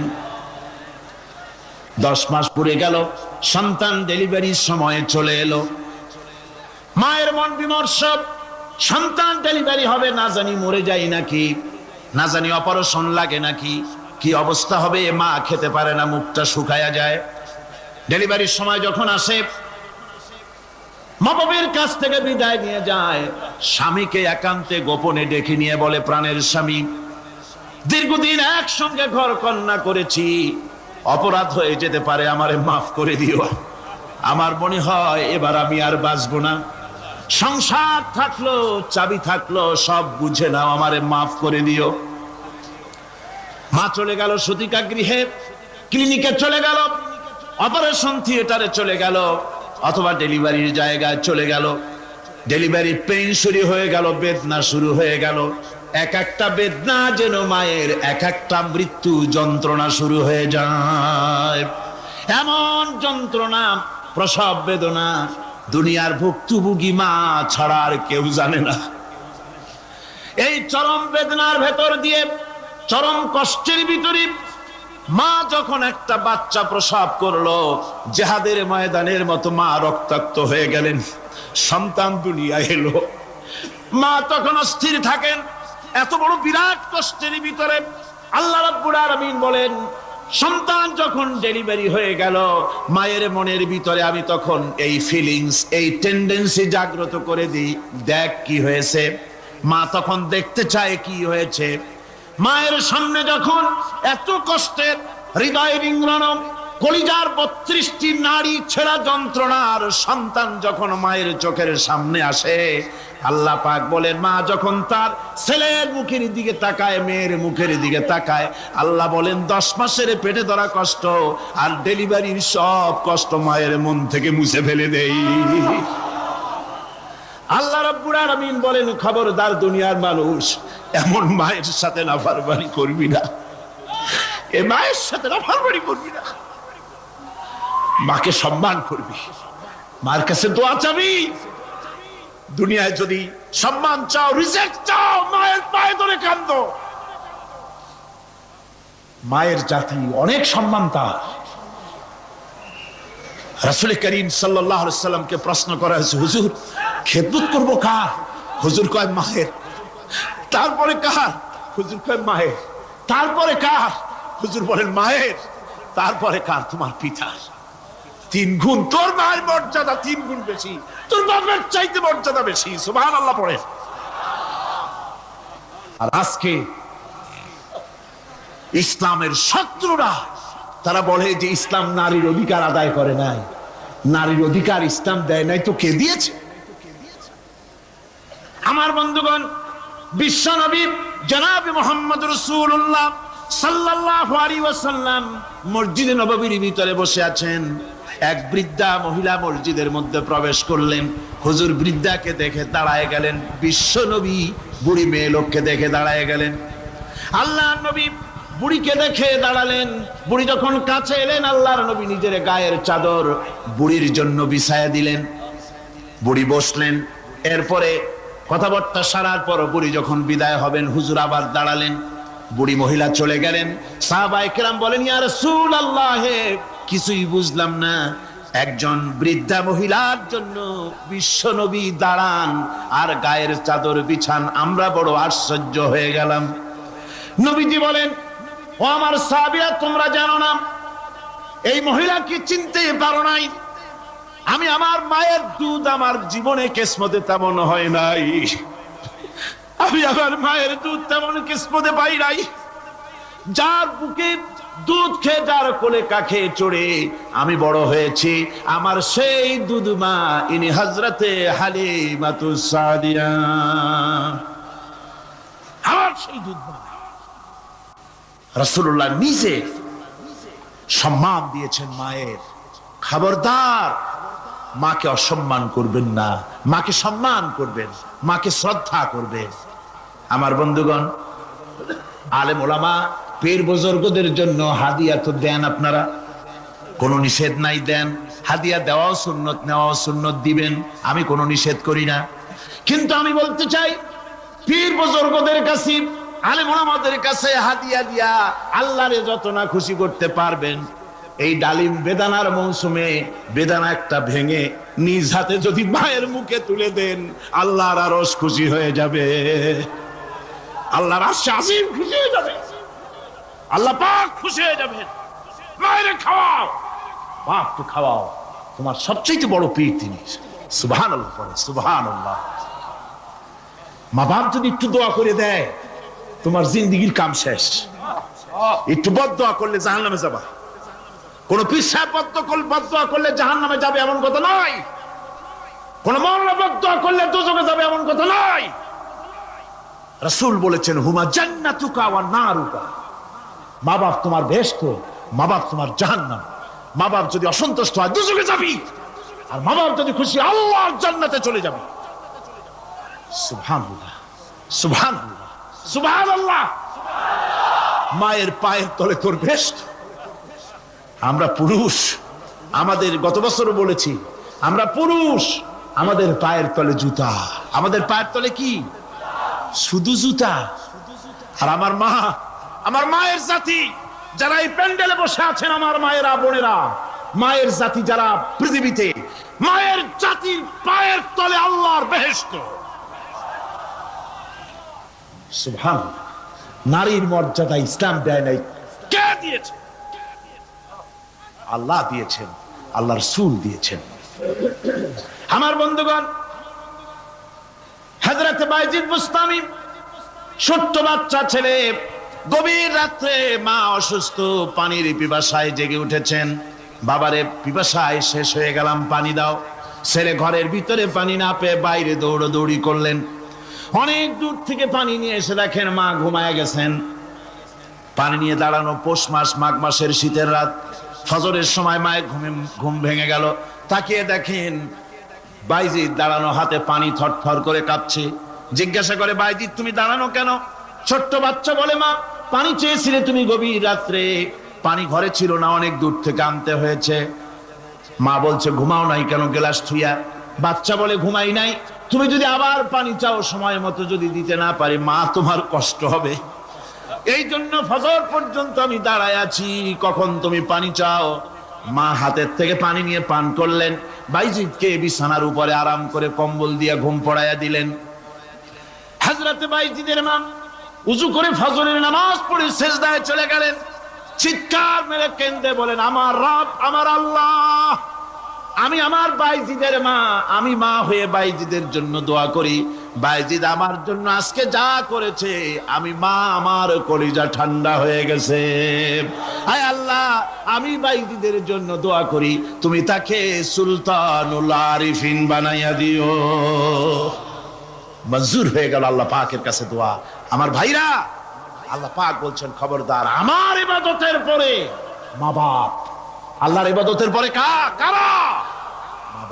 মা বাপকে সম্মান করো, শ্রদ্ধা করো, মোহাব্বত করো, কিসমত খুলে যাবে, কিসমত খুলে যাবে। মা বাপকে সম্মান করো। হযরত আবু হুরায়রা রাদিয়াল্লাহু তাআলা আনহু রাসূলের সামনে এসে কাঁদতেছেন। হুজুর বলছেন, আবু হুরায়রা কাঁদো কেন? কাঁদো কেন? রাতের বেলা কাঁদো কেন? হযরত আবু হুরায়রা বলছেন, হুজুর আমাকে মা মেরেছেন। হুজুর বলছেন, মা মারলো কেন? কোন অপরাধ করেছো? কোন গোস্তাখি করেছো? আবু হুরায়রা বলছেন, না হুজুর, কোন গোস্তাখি করি নাই। তবে মারলো কেন? হযরত আবু হুরায়রা বলছেন, হুজুর আমি আপনার দরবার থেকে ফিরতে রাত হয়ে গিয়েছিল। মা জিজ্ঞেস করলেন, আবু হুরায়রা এত রাত্রে কোথায় ছিলি? বললাম, আমি ছিলাম যে কদম চুমতে পারলে দুনিয়া ধন্য হয়, সেই দরবারে নববীর কদম মোবারক থেকে আসতে আমার দেরি হয়েছে। আমার মা মুশরিকা, আপনার নাম শুনে তার গায়ে আগুন জ্বলে উঠলো, আমাকে ধরে মারা আরম্ভ করলো। বলল, হয় আমার বাড়ি ছাড়বি, আর না হয় মুহাম্মদ সাল্লাল্লাহু আলাইহি ওয়াসাল্লামের দরবার ছাড়বি। আমি বললাম, আমার মা, তুমি বুড়ি মানুষ, তোমার গায়ে যত শক্তি আছে সমস্ত শক্তি দিয়ে আমারে পিটাও, আমারে মারো। মারতে মারতে আমাকে বাড়ি থেকে তুমি বের করে দাও। তোমার বাড়ি শুদ্ধ, তাম দুনিয়া ছেড়ে দিতে পারি, আল্লাহর নবীর কদম মোবারক ছেড়ে দিতে পারি না। হুজুর, আমার মা আমাকে গলা ধাক্কা দিয়ে বের করে দিয়েছেন। হুজুর বলছেন, আবু হুরায়রা, তোমার মা তোমাকে মেরেছে, তুমি আমার কাছে নালিশ করছো? আমার তো এখানে ইন্টারফেয়ার করার কিছু নেই। সুবহানাল্লাহ, সুবহানাল্লাহ। মা তোমাকে মেরেছে, এখানে আমার করার কিচ্ছু নাই। বিশ্ব নবী বলছেন, এত বড় পাওয়ারফুল নবী, লেজিসলেটিভ পাওয়ার, সারে আল্লাহ তাকে বানিয়েছেন শরীয়ত প্রণেতা। কোরআন শরীফ, কোরআন শরীফে শুধু হালাল ও হারামের, হালাল এবং হারামের, বৈধ এবং অবৈধের সীমারেখা শুধু কোরআনই ঠিক করেনি, রাসূলের জন্য আল্লাহ ছেড়ে দিয়েছেন। আল্লাহ রাসূলও হারাম, হালাল এবং হারামের বৈধ, বৈধতা অবৈধতার সীমারেখা নির্ধারণ করেছেন। এত বড় ক্ষমতা তার, এত বড় পাওয়ারফুল বিশ্বনবী, তিনি বলছেন, মা মেরেছে, আমার করার কিছু নাই। চিন্তা করেন কত বড় কথা, এ কথার লোড কত। হযরত আবু হুরায়রা বলেন, ইয়া রাসূলুল্লাহ, মা মাকে মেরেছেন, আমি আল্লাহর নবীর কাছে মায়ের বিরুদ্ধে নালিশ করতে আসি নাই। বললেন, কেন এসেছো? হযরত আবু হুরায়রা বলেন, হুজুর এসেছি একটা কারণে, আমি জানি আল্লাহ নবী যদি আল্লাহর দরবারে হাত উঠায়া কোনো জিনিস বলে, আল্লাহ রাব্বুল আলামিন সঙ্গে সঙ্গে মঞ্জুর করে নেন। হুজুর আমি এসেছি, মেহেরবানি করে দোয়া করুন আমার মাকে যেন আল্লাহ হেদায়েত নসিব করে দেন। আল্লাহ নবী হাত উঁচু করে বললেন, আল্লাহুম্মা হিদি উম্মা আবি হুরায়রা, আয় আল্লাহ আমি দোয়া করি আবু হুরায়রার মাকে তুমি হেদায়েত নসিব করে দাও। রাসূলুল্লাহ দোয়া করছেন আর আবু হুরায়রা সমানে দৌড়াচ্ছেন। তিনি দৌড়াচ্ছেন, পিছন থেকে কয়েকজনে আবু হুরায়রার জামা টেনে ধরেছে, দৌড়ো। তাদের জানা আবু হুরায়রা খুব ভদ্রলোক মানুষ, কোন ঝড় ঝামেলার মধ্যে থাকে না, রাগ শাক করে না, চিৎকার মারে না, দৌড় মারে না, এত ভদ্র শরীর, দৌড়ায় কেন? না জানি কোন বিপদ বুঝি ঘটে গেছে। পিছন থেকে জামা টেনে ধরে বলে, দৌড়াও কেন? হযরত আবু হুরায়রা জামা সাহাবীর হাত থেকে ছিনায় নিয়ে বলেন, জামা ছেড়ে দাও, আমাকে দৌড়াতে দাও। আমি দৌড়াইয়া বাড়ি যে দেখতে চাই, আমি দৌড়াইয়া আগে আমার বাড়ি পৌঁছতে পারলাম না, আমি যাওয়ার আগে আমার আল্লাহর নবীর দোয়া আমার বাড়ি পৌঁছে গেছে, আমি এইটা দেখতে চাই। হযরত আবু হুরায়রা বাড়িতে গিয়ে দরজা নক করলেন, ভেতর থেকে আওয়াজ এলো, কে? হযরত আবু হুরায়রা বলেন, মা আমি তোমার আবু হুরায়রা ফিরে এসেছি। মা বলছেন, বাবা অপেক্ষা করো, দরজা খুলতেছি। হযরত আবু হুরায়রা বলেন, মায়ের গলার আওয়াজের ভিতরে শিরকিয়াতের কর্কশতা পেলাম না, মায়ের গলার আওয়াজের ভিতরে তাওহীদের গন্ধ পেলাম। আমার মনে হলো নবীজির নিক্ষিপ্ত তীর তার নিশানায় পৌঁছে গেছে। কিছুক্ষণ পর মা আমার বেরিয়ে এলেন, মাথা থেকে চুলের থেকে, বুড়ি মানুষ, সাদা চুলের ভিতর থেকে পানি পড়তেছে। মা বলল, বাবারে তোমারে মারার পর আমি বড় অনুতপ্ত হয়েছি, অনুশোচনা করেছি, আমি গোসল করেছি, মনে মনে ভাবলাম আমার ছেলে তো কোনো খারাপ জায়গায় যায় নাই, কেন তারে মারলাম? আমি বড় লজ্জায় পড়েছি তোমারে মেরে। ও আমার আবু হুরায়রা, আমি গোসল করেছি, পবিত্র হয়ে গেছি, জলদি করে আমাকে নিয়ে চলো বিশ্ব নবী জনাবে মুহাম্মদুর রাসূলুল্লাহর দরবারে। হযরত আবু হুরায়রার মা ঘোষণা করলেন, আশহাদু আল্লা ইলাহা ইল্লাল্লাহু ওয়াহদাহু লা শারীকা লাহু ওয়া আশহাদু আন্না মুহাম্মাদান আবদুহু ওয়া রাসূলুহু। আমার ভাইরা, মা বাপ সবচেয়ে সম্মানের জিনিস। আল্লাহর ইবাদতের পরই মা বাপের খেদমত করতে হবে। আল্লাহ পাক বলছেন, বান্দারে দেখ, মায়ের পেট থেকে আনলাম, মায়ের বুকের মধ্যে মহব্বত পয়দা করলাম, এত মহব্বত দিলাম তোর উপরে, যে কোনো বিদেশে যান, যেখানে যান, বাড়িতে ফিরলে পরে সকলে, ছেলে মেয়ে ভাই বোন সবাই দেখবে সুটকেসে আমার জন্য আনছে কি। সবাই চিন্তা করবে আমার জন্য কি এনেছে। একমাত্র মা সন্তানের মুখের দিকে তাকাবে কখন খাইছে সে। সুবহানাল্লাহ, সুবহানাল্লাহ। আমার বাসার মুখখানে শুকনা, তুই বুঝি আজকে কিছু খাইস নাই। বিদেশে যেসব সন্তান থাকে, মা কাটা কবুতরের মতো ছটফট করে। আমার ছোটবেলার কথা আমি দেখেছি। সরসিরা মাদ্রাসা পড়তাম, আব্বা টাকা দিতেন মাদ্রাসায় যাওয়ার সময়, আবার মা আবার মুরগির ডিম বিক্রি করা, বিভিন্ন জিনিস বিক্রি করা বা বাজার করা পয়সা, উদ্বৃত্ত কিছু পয়সা আব্বার অজান্তে আমার হাতের মুঠার মধ্যে দিয়ে দিতেন। যখন মাদ্রাসার দিকে রওনা হয়েছি, পর্দার আড়াল থেকে, দরজা থেকে দেখতাম, যতক্ষণ তাকায় দেখতেছি চোখ থেকে পানি দরদর করে পড়তেছে। সুবহানাল্লাহ, মা কি জিনিস! আল্লাহ আল্লাহ আল্লাহ। বিদেশে যদি কারো সন্তান মারা যায়, সবার জানার আগে কবি বলতেছেন, বিদেশে বিরাজ্যে যার পুত্র মারা যায়, পশু পক্ষী না জানিতে আগে জানে মায়। মায়ের কলিজার তারে টান লেগে যায়, মা বুঝতে পারে আমার সন্তানটা নাই। আহারে মা! আমার বন্ধুগণ, মা যার বেঁচে আছে বেয়াদবি করেছেন, পাও ধরে মাপ নিয়ে নেবেন, পাও ধরে মাপ নিয়ে নেবেন। মা তো পাও ধরে দেখবেন মাফ করে দিবে। সুবহানাল্লাহ, সুবহানাল্লাহ। কত দরদ তার বুকের মধ্যে। আর মা বাপকে সম্মান করবে। যাক, এই বিষয়ের উপরে আমি আর যেতে চাই না। শুধু আমি আপনাদের বললাম, এই বিশাল জনতাকে বললাম, সবচাইতে বড় পীর আপনার জন্য আপনার মা বাপ। সবচাইতে বড় পীর কে? মা বাপ। সন্তুষ্ট করেন, রুজিতে অভাব ঘটবে না। কোন মাজারে গিয়ে সেজদা দেওয়া লাগবে না, আল্লাহর কসম। মাজারে যাই চাওয়া লাগবে না। মা বাপকে খেদমত করেন, মা বাপকে খুশি করেন, মা বাপকে খাওয়ান, হাদিয়া দেন। মা বাপ খুশি, রুজিতে বরকত হবে, ব্যবসায় বরকত হবে, ঋণগ্রস্ত থাকবেন না, সম্মান আল্লাহ বাড়ায় দিবেন। সুবহানাল্লাহ বিহামদি, রাসূলুল্লাহর হাদিস। এই জন্য আমি অনুরোধ করব, মা বাপকে সম্মান করবে। বিশাল আকাশের মালিক, আমাদের হায়াতের মালিক, আমাদের মওতের মালিক, আমাদের সুখ দুঃখের মালিক, আমাদের মনিব, আমাদের রব, সর্বস্রষ্টা, সর্বশ্রেষ্ঠ মালিক মহান আল্লাহ রাব্বুল আলামিনের সামনে মাথা নিচু করে একান্ত গোলামের মতো, ভিক্ষুকের মতো, কাঙ্গালের মতো জীবনের সব দুঃখ দুর্দশা আল্লাহর কাছে বলবো। আমরা আমাদের গুনার কথা বলবো, আল্লাহর কাছে মাপ চাইবো। আল্লাহুম্মা আমিন।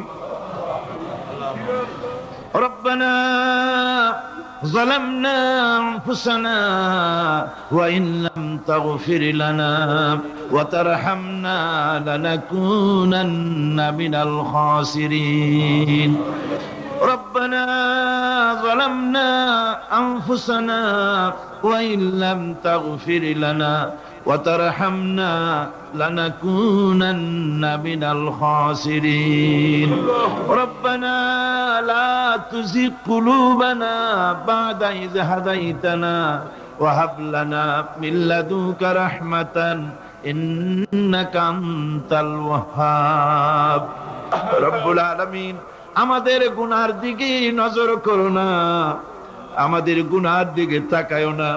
আমরা এত গুনাহ করেছি, সেদিকে তাকালে হয়তো রহমত করতে ইচ্ছে করবে না। আয় আল্লাহ, আমাদের গুনার দিকে তাকায়ো না, আমাদের চোখের দিকে তাকাও, আর আমাদের মুখের কাকুতি মিনতির দিকে তাকায়া আমাদের জিন্দেগির গুনাহ আল্লাহ মাফ করে দাও। রব্বুল আলামিন এই 5 দিন তাফসীর করতে গিয়ে যদি কোনো ভুল আমি করে থাকি, আয় আল্লাহ আমি মানুষ, ইলেম কালাম নাই, আমি যদি কোনো ভুল করে থাকি আল্লাহ তুমি দয়া করে আমাকে মাফ করে দাও। কোনো ভুল কথা যদি বলে থাকি তোমার বান্দাদের স্মৃতি থেকে তা মিটাইয়া দাও।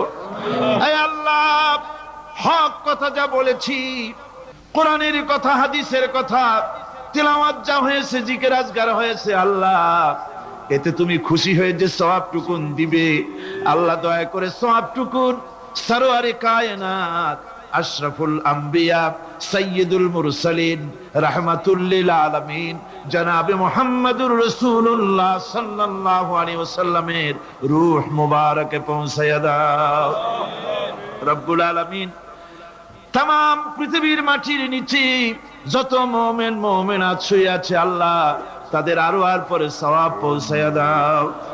রব্বুল আলামিন আমরা বড় গুনাহগার, এই মুহূর্তে মনে পড়ে গেল আমাদের আব্বাজানের কথা, আমাদের মার কথা মনে পড়ে গেল। আল্লাহ আয় আল্লাহ আমাদের আব্বাজান যারা কবরে চলে গেছে আমাদের জন্য কত কষ্ট করেছেন, আল্লাহ বাপজানের কবরটাকে বেহেশত বানাইয়া দাও। রব্বুল আলামিন আব্বার কথা কি ভোলা যায়? আমাদের মানুষ করার জন্য কত কষ্ট করেছেন, কত মিথ্যা মামলা করেছেন, কত বাড়ি ঘর করে গেছেন আমাদের জন্য। একটা পয়সা নিয়ে যান নাই, কিছু নিয়ে যায় নাই, খালি হাতে চলে গেছে। আল্লাহ বাপজানের কবরটা বেহেশত বানাইয়া দাও। রব্বুল আলামিন জনম দুঃখিনী মা, আমাদের মা যাদের বিদায় হয়ে গেছে আল্লাহ বেহেশতের বাগান বানাইয়া দাও কবরটারে। আল্লাহ কবরগুলিকে জান্নাতুল ফেরদাউস বানাইয়া দাও। রব্বির হামহুমা কামা রব্বায়ানি সগীরা, রব্বির হামহুমা কামা রব্বায়ানি সগীরা। আল্লাহ রব্বির হামহুমা তুমি তো রহমান, রব্বায়ানি সগীরা, তুমি জব্বার আল্লাহ, তুমি সত্তার, আমাদের দিকে তুমি মুহাইমিন, তুমি মুমিন, তুমি মুতাকাব্বির, তুমি সত্তারুল উয়ুব। আল্লাহ আমাদের দিকে তাকাও, আমাদের দিকে তাকাও। আয় আল্লাহ এইভাবে গরিব মায়ের কাছে দাঁড়ায়া যদি মা মা বলে যদি কাঁদতাম, এমন নিষ্ঠুর মা নাই যে কোলে না নিয়ে পারে।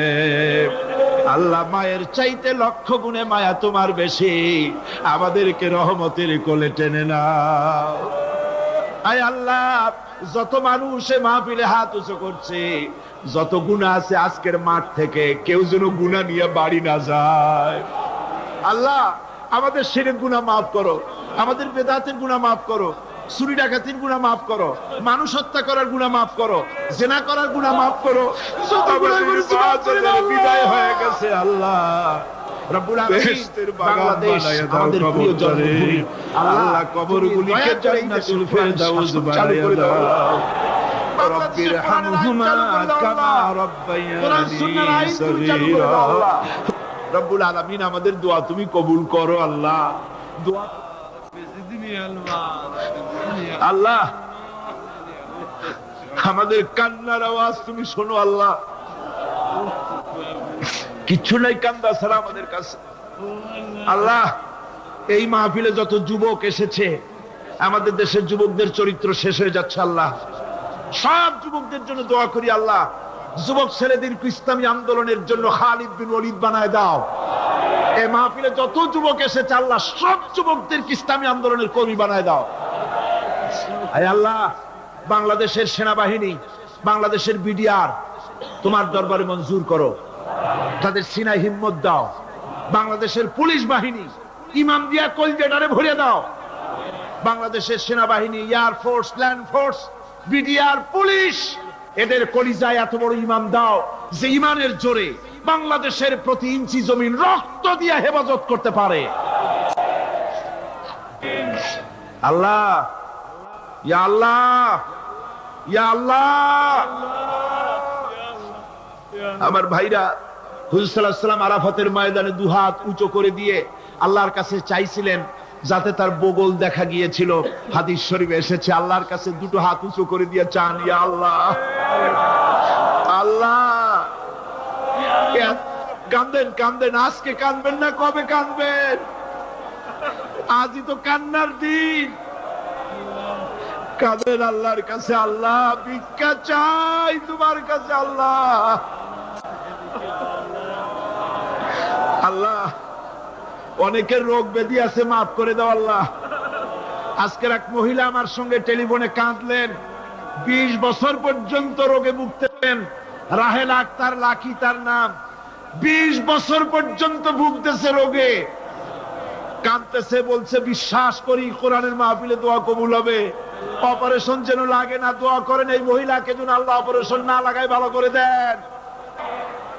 আমার মা বোনেরা, মেয়ে লোক মানুষ, পেটে বাচ্চা, কোলে বাচ্চা, কষ্ট করে মা বোনেরা বহুত দূর দারাজ থেকে এসেছে। আল্লাহ, আমার মায়েরা বোনেরা যারা আসছে, আল্লাহ কিয়ামতে তাদেরকে খাদিজা এবং আয়েশার কাতারে দাঁড় করায় দিও।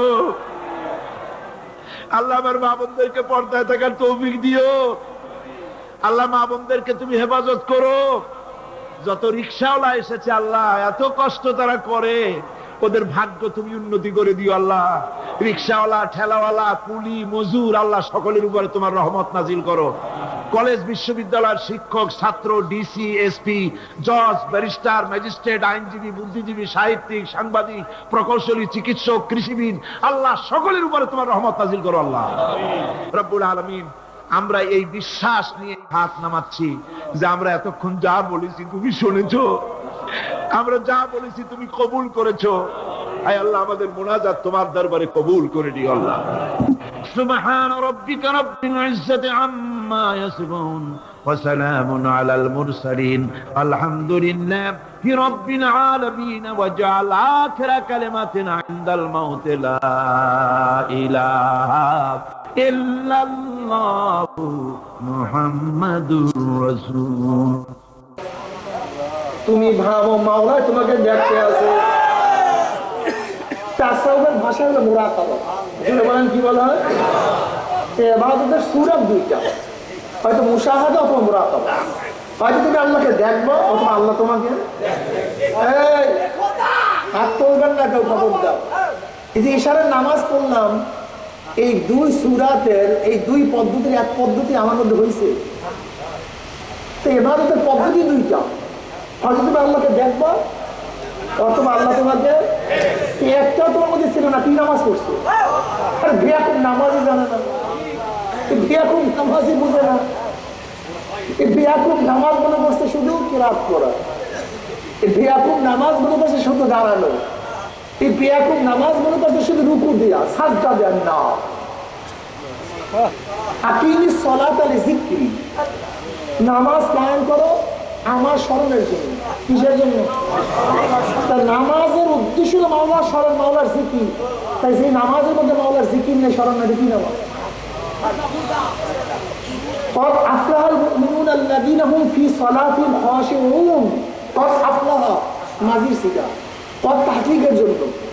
قد أفلح সফলকাম হয়ে গেছে, হবে না, হয়ে গেছে।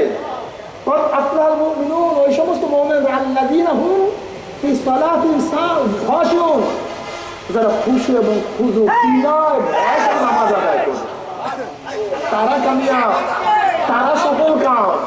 তোমার আমার নামাজ না। তুমি কি নামাজ করো? তুমি মনে করছো এই নামাজ নামাজ?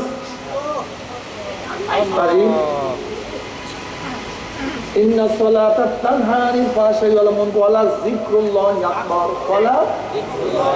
যিকির সবচেয়ে বড়, নামাজের মধ্যে স্মরণ সবচেয়ে বড়। এই শুধু রুকুর নাম নামাজ না, হিন্দুরাও রুকু দিতে পারে। শুধু কিয়ামের নাম নামাজ, হিন্দুরা কিয়াম করতে পারে। শুধু সাজদার নাম নামাজ নাই, এক খ্রিস্টানরাও সাজদা দিতে পারে, পারে না? ওই যে কুমিল্লা ক্যান্টনমেন্টে এক ইমাম ধরা পড়ছে হিন্দু, কয় বছর নামাজ পড়াইছে? 35 বছর। কি কিয়াম বলে না? কিয়াম, রুকু, সাজদা, এমন নামাজ না। আর একজন খ্রিস্টান ধরা পড়ছে 13 বছর ইমামতি করছে, কিন্তু খ্রিস্টান। আসলে হकीकत से दुनिया में खबर है, दुनिया की नुमाइश पर नजर भागला में शुरू। আচ্ছা আমি উদাহরণ দিই। আজকে আমরা সবাই নামাজ পড়ছি, সবাই নামাজের মান কি এক? কেন? রুকু তো এক ছিল, সাজদা তো এক ছিল, কিয়াম তো এক ছিল, কেরাত তো এক ছিল, না না খবর না কেন? পাগল পাগল পাগল, তুই বুঝুই নেই। তুমি আমি নামাজ পড়ি, নবীদের নামাজ একটা ভিন্ন, কিন্তু রুকু, সাজদা, কেরাত, তুমি আমি নামাজ পড়ি, আবু বকরের নামাজ আর তোমার আমার নামাজ এক না ভিন্ন? ওমর ইবনে খাত্তাবের নামাজ তোমার আমার নামাজ এক না ভিন্ন? উসমান গনি রাদিয়াল্লাহু নামাজ তোমার আমার নামাজ এক না ভিন্ন? আলী রাদিয়াল্লাহু নামাজ তোমার আমার নামাজ এক না ভিন্ন? সাহাবাদের নামাজ তোমার আমার নামাজ কিন্তু এক না। ইমাম বুখারী রাহমাতুল্লাহ আলাইহি নামাজের পরে একজনকে বললে, দেখো তো আমার পিঠের নিচে কি? দেখে 17টা ভেমরুল বলল, 17টা নামাজ ছাড়ে। কি বুঝলি? আলী রাদিয়াল্লাহু নামাজে দাঁড়াইছেন, পীর খুলিয়া ফেলাইছেন, খবর নাই। আর তোমার আমার ওমর ইবনে খাত্তাব রাদিয়াল্লাহু তাআলা সামনের কাতারে নামাজ পড়তেন, এমন ভাবে কাঁদতেন পিছনের কাঁটার থেকে কান্নার আওয়াজ পাওয়া যাইত। তিরমিজির মধ্যে রওয়ায়াত আছে যে এই ব্যক্তি এমন 2 রাকাত নামাজ পড়বে, তাকবীর তাহরিমা থেকে শুরু করে সালাম ফিরাবার আগ পর্যন্ত এক মুহূর্তের জন্য অন্তরে দিক ওদিকে যায় নাই, তার জন্য জাহান্নাম হারাম, জান্নাত ওয়াজিব হয়ে যায়।